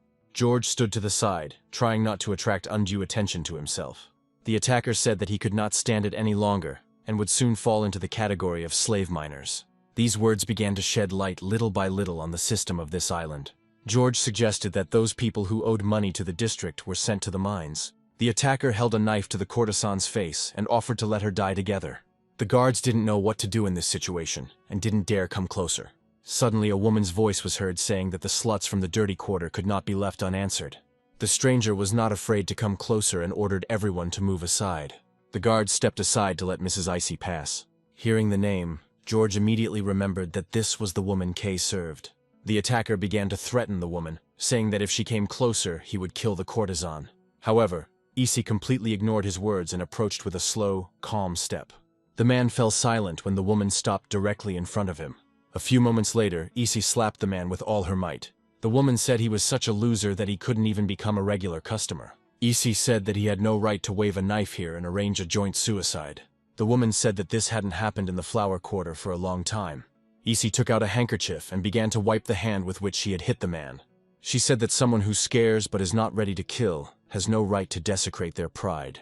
Issei told the man to act like a loser since he was one. The woman ordered the attacker to silently leave the city and not return. Issei turned to the security guard and ordered him to take the man out of the area. However, the guards were in no hurry to carry out the order, since the attacker had a knife. When Issei heard this, she looked indignantly at the men who were afraid to approach the attacker. Meanwhile, the man began to recover from the slap. His manhood was violated, so he was filled with anger. The man pushed the pink-haired courtesan aside and ran at Issei with a knife. The woman heard the man scream and turned around, but did not have time to react. At this point, George decided to intervene and rushed forward. The guy threw down his crutch and began to make his way through the crowd, pushing everyone in his path. In an instant he rushed forward, finding himself next to Issei. The attacker had already raised his hand to strike and was about to stab the woman with a knife. George came closer and grabbed Issei by the dress. The guy tugged the fabric back, helping the woman avoid the blow. Issei didn't have time to understand what had happened. She saw George hold her from falling with one hand and use the other to fend off the man's attack. The guy grabbed the attacker's arm and twisted it around. The man screamed in pain and couldn't even defend himself. George easily knocked the attacker over and pinned him face down on the ground. Issei was able to straighten up and find her footing again, looking at the guy in surprise. The guards didn't even have time to react to the attack before it was all over. George showed the guards a knife and suggested that they must have handcuffs to restrain the man. After some time, the disarmed troublemaker was shackled and taken away. The pink-haired courtesan approached Lady Issa and bowed low, apologizing for what had happened. The woman put her hand on the girl's shoulder and said that this place was full of people who thought they were invulnerable. Issei said that she simply couldn't stand being made a laughingstock of, but next time, the girl should be more careful. The courtesan smiled and thanked her mistress for her help. When the girl left, Issei turned and addressed George. The woman thanked him for saving her and asked if the guy practiced martial arts. George confirmed this, and Issei praised him for his excellent maneuver. The woman looked the boy over and said that if he were not a servant, she would have found another use for him. George corrected Issei, saying that he was not a servant. The guy looked at the woman and said that he was a client in this area. Issei gave George a familiar appraising look. After this, the girl turned around and told the guy to follow her. At first, George didn't understand what Issei wanted from him. The woman looked at the guy and said that for salvation, she would invite him to her chambers. George realized that it was not in vain that he had intervened in this showdown. Meanwhile, Kei was sweeping the courtyard in front of his mistress's chambers. The boy thought that Michio was too conceited to have decided to enter the flower district without a penny to his name. Kei shouted that it was too early for the guy to go after women. The only thing that calmed the boy down was that Michio wouldn't be able to save up enough money for even one courtesan to start talking to him. Kei decided that as a consolation, he would cook the guy something tasty after work. At that moment, Issei approached the chambers and told Kei to prepare everything to receive the visitor. The boy turned to the woman, and with a smile on his face replied that he would do everything. Turning around, Kei saw Issei Michio behind him. The boy could not have expected that the lady herself would talk to the guy and even serve him. A couple of minutes later, George entered Issei's chambers and sat down on the pillow opposite the woman. Kei closed the door behind them, wishing them a pleasant stay. The room was silent for a moment as George sipped the tea the boy had brought. Kei stood behind the door and thought that his head was already spinning from all this chaos. Meanwhile, Issei extended her hands forward and invited George to come to her. However, the guy continued drinking tea, not paying attention to such vulgar proposals. Issei bared her legs and said that George could do whatever he wanted with her. Kei was still standing at the door, so he was very embarrassed when he heard the lady's words. The boy immediately ran away from the door, intending to trample somewhere else. George carefully placed the cup on the saucer. After that, he asked Issei if she really wanted to thank him for saving her in this way. The woman replied that entrusting her body for a while to the one who saved her was a mere trifle. Using his crutch, George rose from his seat and walked over to Issa. The guy dropped to one knee next to the woman and looked at her carefully. George gently reached out to Issa's bare legs. The woman looked down, watching the guy's actions. She saw that George did not touch her legs, but only lifted the hem of her kimono. The guy glanced quickly at the woman's legs and then turned away.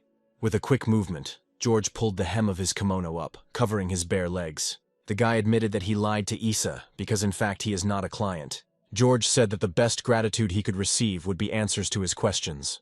There was silence in the room for a few moments. However, the woman still couldn't hold back and laughed out loud. Issei admitted that she understood from the very beginning that the guy was not a client, but decided to tease him a little. The woman smiled and said that George had passed her test successfully. The guy didn't understand what she was talking about, but Issei hurried him with questions.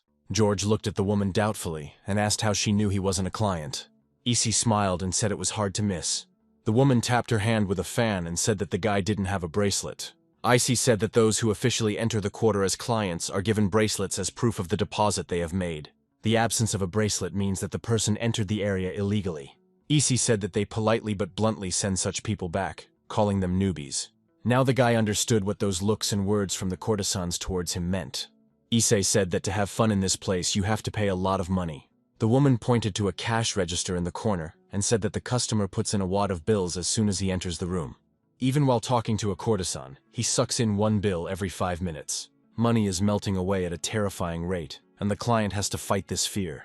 Issei laughed and admitted that even working here she thinks it's just a crazy system of robbery. George did not share the woman's cheerful mood. The guy said that's why people like the man who attacked her earlier appear. Issei opened her fan and said that George was right. The woman explained that every client starts at the very bottom, with the status of regular, and such people are forbidden from even touching the courtesan with a finger. If a man meets certain conditions, his level is upgraded to privileged. Issei opened the door behind her and said that only by becoming privileged does a man have the right to touch a courtesan. Behind the door there was a room with a bed. George said he was surprised that there were people who paid for it without a single objection. Issei said that male lust has a way of loosening wallets. Suddenly the woman's mood changed and she gathered up her fan. Issei said that was not the only reason for the attacks. The woman was silent for a few moments, biting her lip in anger. George said it was hard to believe that there were people on this island who could afford such sums. The guy asked who comes to this place anyway. Issei replied that almost all of the clients come here from the mainland. George immediately jumped up and suggested that in this case there was a possibility of getting off this island. The guy asked the woman how new clients were transferred here. However, Issei opened her fan again and apologized to George. The woman said that information about movements on the island was top secret, and that disclosing secrets was punishable by beheading. At that moment, George realized that there was no point in questioning Issei. The woman gathered her fan back together and asked if the boy had any more questions. George closed his eyes and thought. Then the guy decided to ask Issei one more question. George looked at the woman and asked if she knew a man named Kenzaki. Issei asked for more information, and the boy said that the man used to be a doctor, but now it is unknown what he does. The woman thought about it, but said it would be difficult to find out anything, since real names were rarely used in the neighborhood. George nodded and thanked Issei for her answers. After this, the woman leaned towards the guy and said that now it was her time to ask questions. Issei gently took George's hand and brought it to her face. The woman asked the guy if he wanted to belong to her. George was in no hurry to jump to conclusions and waited for an explanation. After some time, Issei announced that the fight would last 60 seconds. Opposite George stood the man who had previously been supposed to protect Issei on the street, but had been unable to do so. There were also 4 more girls in the room who were watching what was happening. George looked closely at his opponent. Issei waved her fan and ordered them to begin the fight. The enemy began to attack George, but he stood still as if he was not going to respond. The guy was only thinking about how he managed to end up in this situation. Less than an hour ago, Issei proposed to George. The woman wanted the guy to belong to her and her colleagues. George didn't understand what exactly was being discussed. Seeing this, Issei said that she wanted to recruit the boy to be their personal black shirt. George was so surprised he didn't even know what to answer. Before the boy could come to his senses, the woman stood up and told him to follow her. Issei led George down the corridor, and then they climbed the stairs to the playroom. Behind the door, the guy discovered something he didn't expect to see. The guy's eyes widened in surprise. The room contained a stylish guest room in a mixed Western-Japanese style, completely unlike the slums. In the city of wet flowers, courtesans live in groups of 5. They lead a communal life in the rooms on the top floor of the playroom. Issei walked into the room and clapped her hands, asking all the girls to gather. At that moment, all 4 girls entered the room. There was a tapestry with the name of Tsubaki's group hanging on the wall. The girl with long dark blonde hair said her name was Kumika, and the girl with pink hair standing next to her was named Kosuzu. The blonde-haired girl didn't look up from applying makeup and said her name was Pon. The green-haired, curvaceous courtesan introduced herself as Ron. To maintain order, each group of courtesans could hire only 1 black shirt guard. At that moment, a man burst into the room, clearly worried about something. The man approached Issa and asked why he was being fired. The woman turned to face him and said that they had decided to entrust the job of personal blackshirt to George. The guy reminded Issa that he had not yet accepted her proposal. The man immediately fell to his knees and begged her to change her mind, as otherwise she would face the fate of a slave miner. Issa said that she wanted to entrust their protection to a strong man, and all the girls in this room agreed with her. Kosuzu smiled and agreed with Lady Issa. Ron didn't look up from her meal and said she didn't care. Pawn continued to apply makeup, saying that she also didn't care who would guard them. The man was almost in tears and asked the girls to give him another chance. The black shirt pointed at George and said that there was no way they would lose to some ragamuffin. Kumika couldn't help but chuckle. The girls said that it would be worth giving the man a chance to show himself.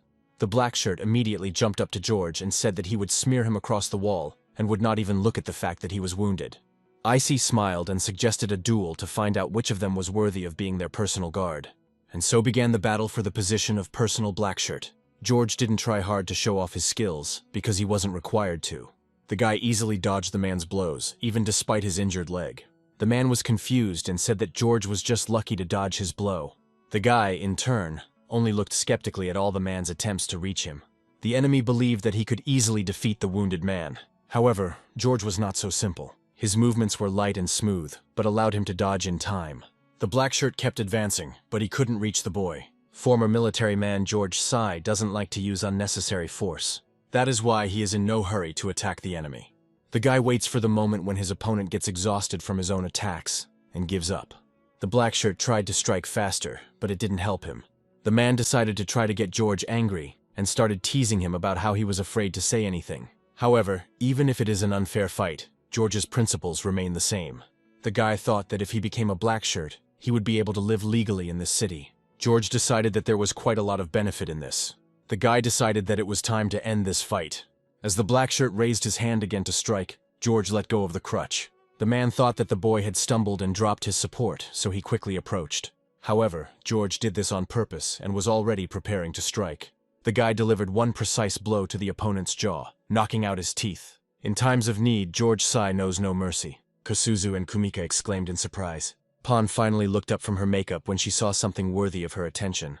Ron couldn't believe that the wounded boy was able to defeat their former black shirt with one blow. Issy expected this outcome of the fight, so she only smiled.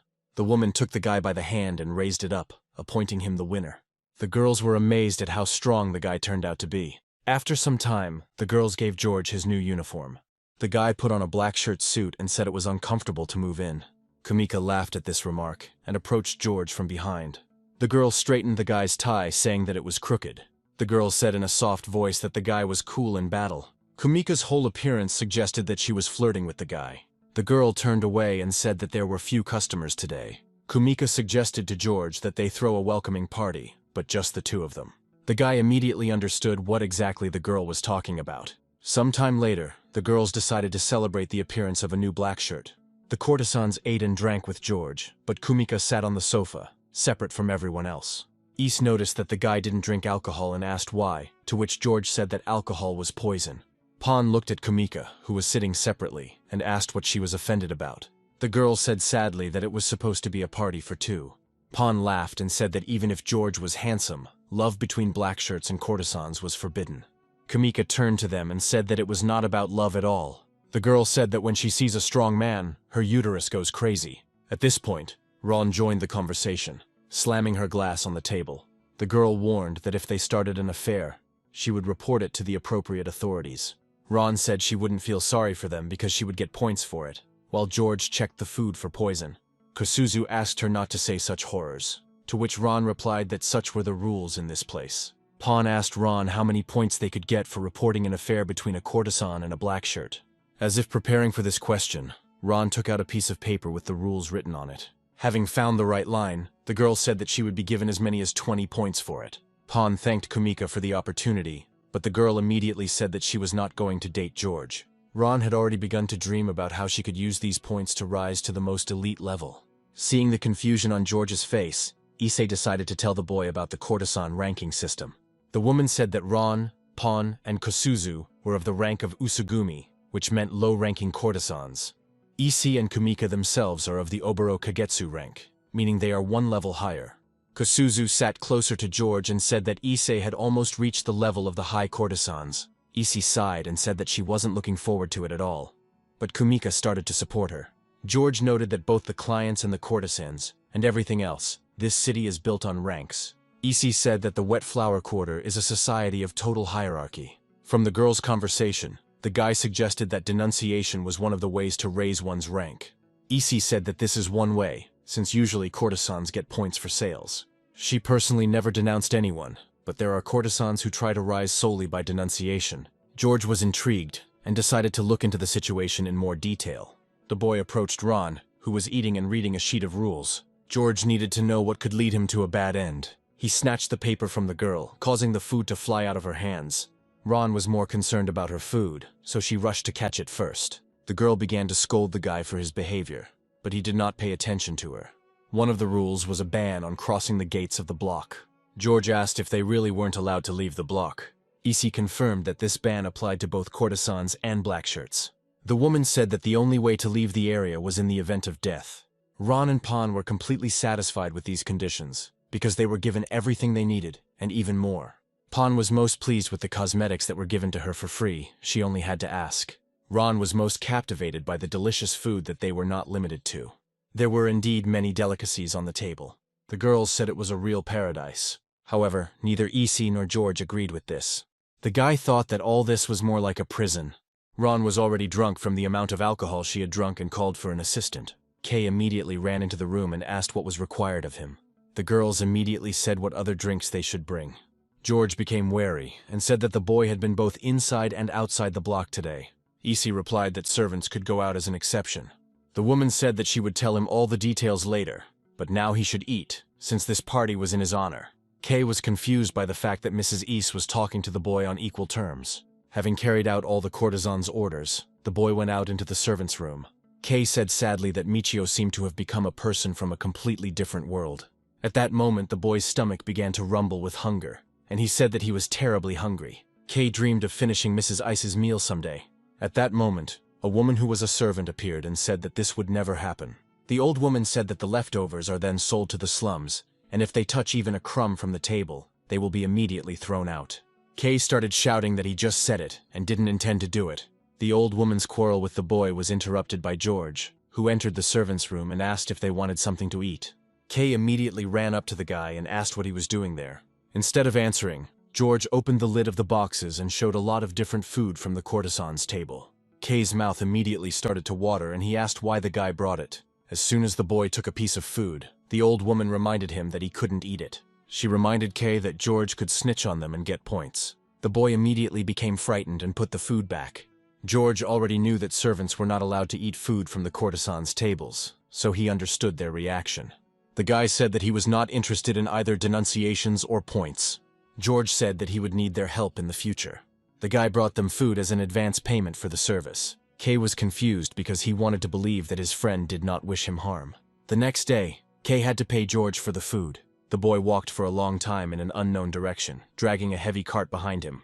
However, soon he saw what the boy had told him about. On the outskirts of the island there was a house, next to which a girl with dark hair was hanging out sheets. Kay waved his hand and shouted, attracting attention. The girl turned towards the boy and looked at him with confusion. Kay ran closer and asked the girl's name to make sure that she was the one he was looking for. After some time, the boy told Rina how George had managed to get into the neighborhood. To ensure that no one could overhear them, the girl invited Kay to her house. Rina poured them each a glass of clean water and placed one in front of the boy. Kay was very surprised, as he had never seen such clear water anywhere except in the flower district. Rina asked the boy if he knew that dirty water was not safe to drink and offered to teach him how to distill water. Kay became interested in this, and the girl explained that the water should be boiled, and then only the clean condensate should be collected. Soon Rina changed the subject and asked if Michio was okay. Kay chuckled and said that the guy was able to become a personal blackshirt on the very first day. Rina breathed a sigh of relief and said that in that case, everything was fine. Suddenly, Kay remembered the reason why he was looking for the girl. The boy took out an envelope and put it on the table, saying that Michio had ordered him to deliver it. The girl immediately took the envelope and opened it. The guy wrote that Rina should describe Kenzaki's appearance and any guesses related to him in more detail. Meanwhile, Kay quietly crept behind the girl and read the letter, causing Rini to shudder. The boy said that he could personally convey all the information to Michio, but if there was too much of it, it would be better for the girl to write it all down. Rina frowned and put the letter back into the envelope. The girl said that she couldn't rely on Kay, and this hurt him. The boy immediately asked why Rina was treating him like that. The girl replied that the area was so closed that if anyone found out that Kay was connected with people outside, they would definitely kill him. However, the boy seemed not to understand the full danger and insisted on helping. Rina couldn't take it anymore and started screaming, asking if Kay really didn't understand that he would be killed for this. The boy took a couple of steps back from such pressure. We are transported to the moment when George entered the servants' room to hand them food. The boy then handed Kay the food and asked him to give the envelope to a doctor named Rina. The boy didn't really listen and snatched the envelope, saying that he would do everything. Kay immediately sat down on the floor and began to quickly eat the food he had brought. The old maid immediately ran up to him and started shouting again that he couldn't eat it. George knelt down beside them and handed the old woman the box, calling it a reward for her silence. The guy said that he would hope that she could be trusted with secrets. The old woman opened the box and saw the same food as Kay's. For a few moments, the servant considered whether she should break the rules. However, after just a few seconds, she couldn't take it anymore. The old woman furiously attacked the food and thanked the guy. Kay watched in amazement as the woman ate quickly, tears streaming endlessly from her eyes. The boy was now calm and continued eating slowly with a slight smile on his face. We go back to the moment when Rina yelled at Kay. The boy remembered the kindness Michio had shown him, so he couldn't leave it like that. Kay jokingly said that the guy had lied to him from the very beginning. These words caught Rina's attention and she turned to face him. Kay said that Michio initially told him with a calm expression that he had come to the neighborhood to buy a woman. The boy admitted that at that moment he almost hated the guy. However, Kay then realized that Michio came to the flower district to help people. The boy said that this is why he wants to help the guy with all his heart. Rina looked at Kay in surprise and didn't know what to answer him. The boy came closer and admitted that without his help, Michio would not be able to do anything anyway. Rina said that the guy was always frowning and acting so important. After that, they laughed and Kay said that Michio has been playing the role of a cold type lately. The boy slapped his chest and said that Rina could trust him, and he would not let her down. It seemed that the girl had now calmed down and was ready to trust Kay. Rina said that Kenzaki is most likely using a different name now. The girl also suggested that the man could even change his appearance. Rina said the person she knew might look completely different now. Kay said that in that case it would be impossible to find him. A little later, Rina added that Kenzaki had one peculiarity. The girl was convinced that no matter how hard he tried, the man would not be able to hide it. We returned to the Nureha quarter, where George began working as a personal blackshirt. The guy kept a close eye on the clients who came to this place from the mainland. George understood that there was an entrance and an exit to this island. After a while, the door to Issei's room opened and she asked how the situation was outside. The woman said that everything was calm now, so George shouldn't worry so much. The boy replied that he couldn't relax because he was on a mission. And these words made Issei laugh. George said he chose a rather leisurely time to start work. Issei replied that everything was quiet here in the morning, since the real work in the nightclubs began in the evening. The woman looked towards the rest of her colleagues' rooms and said that Kosuzu had already opened early in the morning. Issei said that it was mainly the courtesans who were on the verge of the rank of Usubeni who worked in the morning. At that moment, Kosuzu saw a familiar man and called him. The girl jumped up and invited him to come to her, since she was free now. However, the man nodded to her easily and replied that he could not do this now, and promised to come another time. Kosuzu winced at the refusal she received. George looked at her and told Issa that the girl had her own plan. The woman replied that someday the guy would be able to understand all the tricks of the courtesans. After this, Issa approached George and whispered in his ear whether Kay liked yesterday's leftovers. The guy pretended not to understand anything, but the woman said that she had long ago figured out that he was up to something. Issa asked what picture George was painting in his head. The guy looked sternly at the woman and told her not to make unfounded accusations. Issa smiled and didn't insist. The woman said that she would not report the guy. Before going to her room, Issa said that George would be in debt. The guy didn't deny it and asked what the woman wanted. Issa said that when the time came, George would simply have to take her side.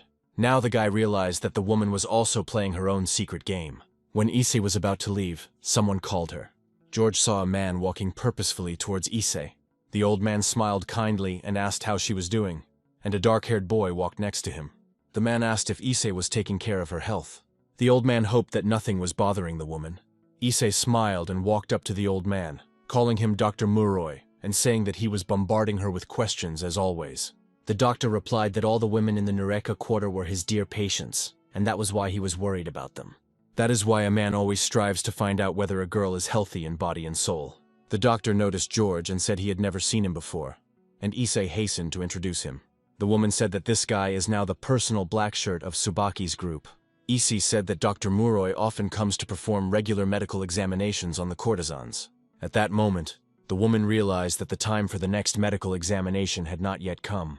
Muroi said he was informed that the chairman was feeling ill, so he came for a checkup.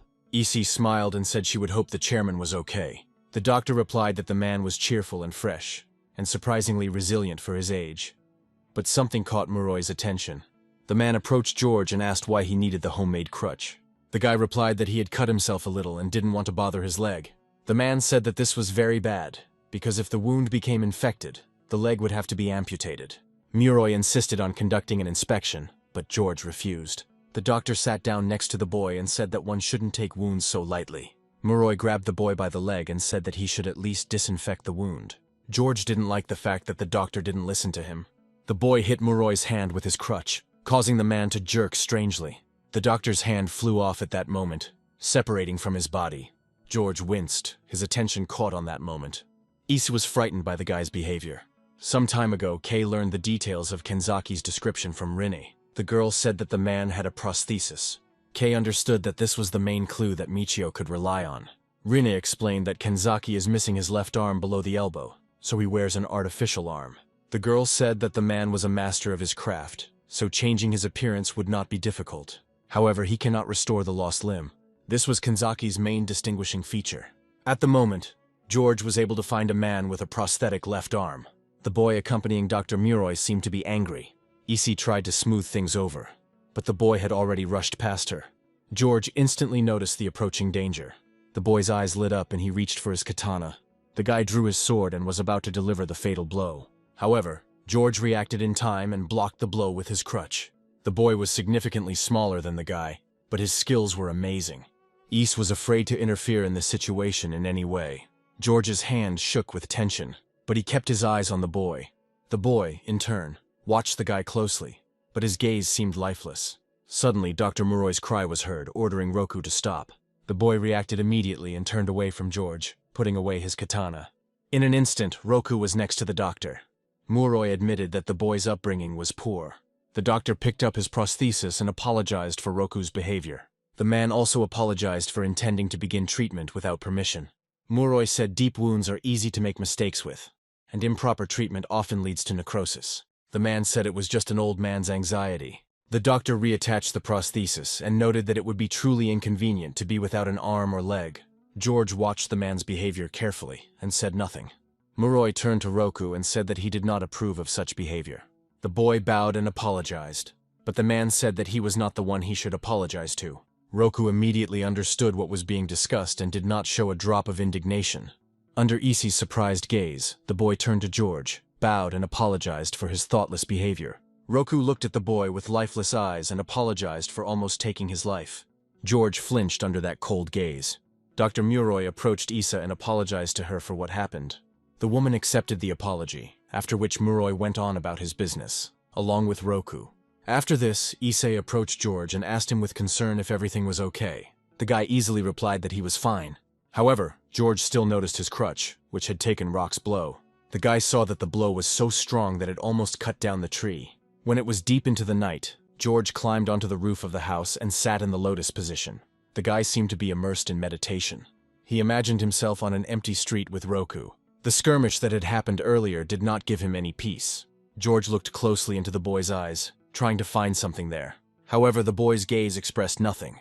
George took a step forward, but Roku didn't react in any way. After this, the guy threw away the crutch and rushed towards the boy. The boy struck, but missed, as if he had caught Roku's shadow.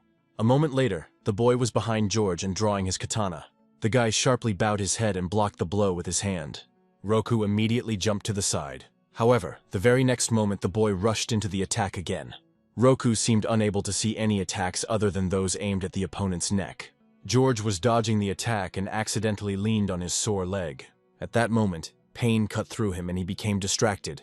This turned out to be a fatal mistake, because Roku noticed this and approached him from behind. George noticed this, but did not have time to react.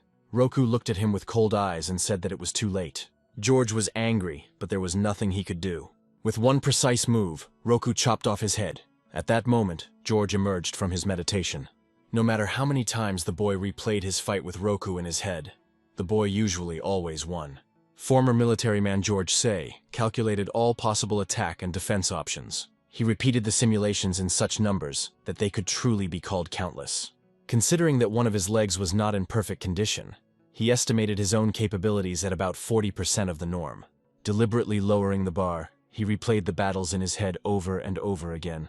Constant repetitions of various combinations of movements and events flashed through his head.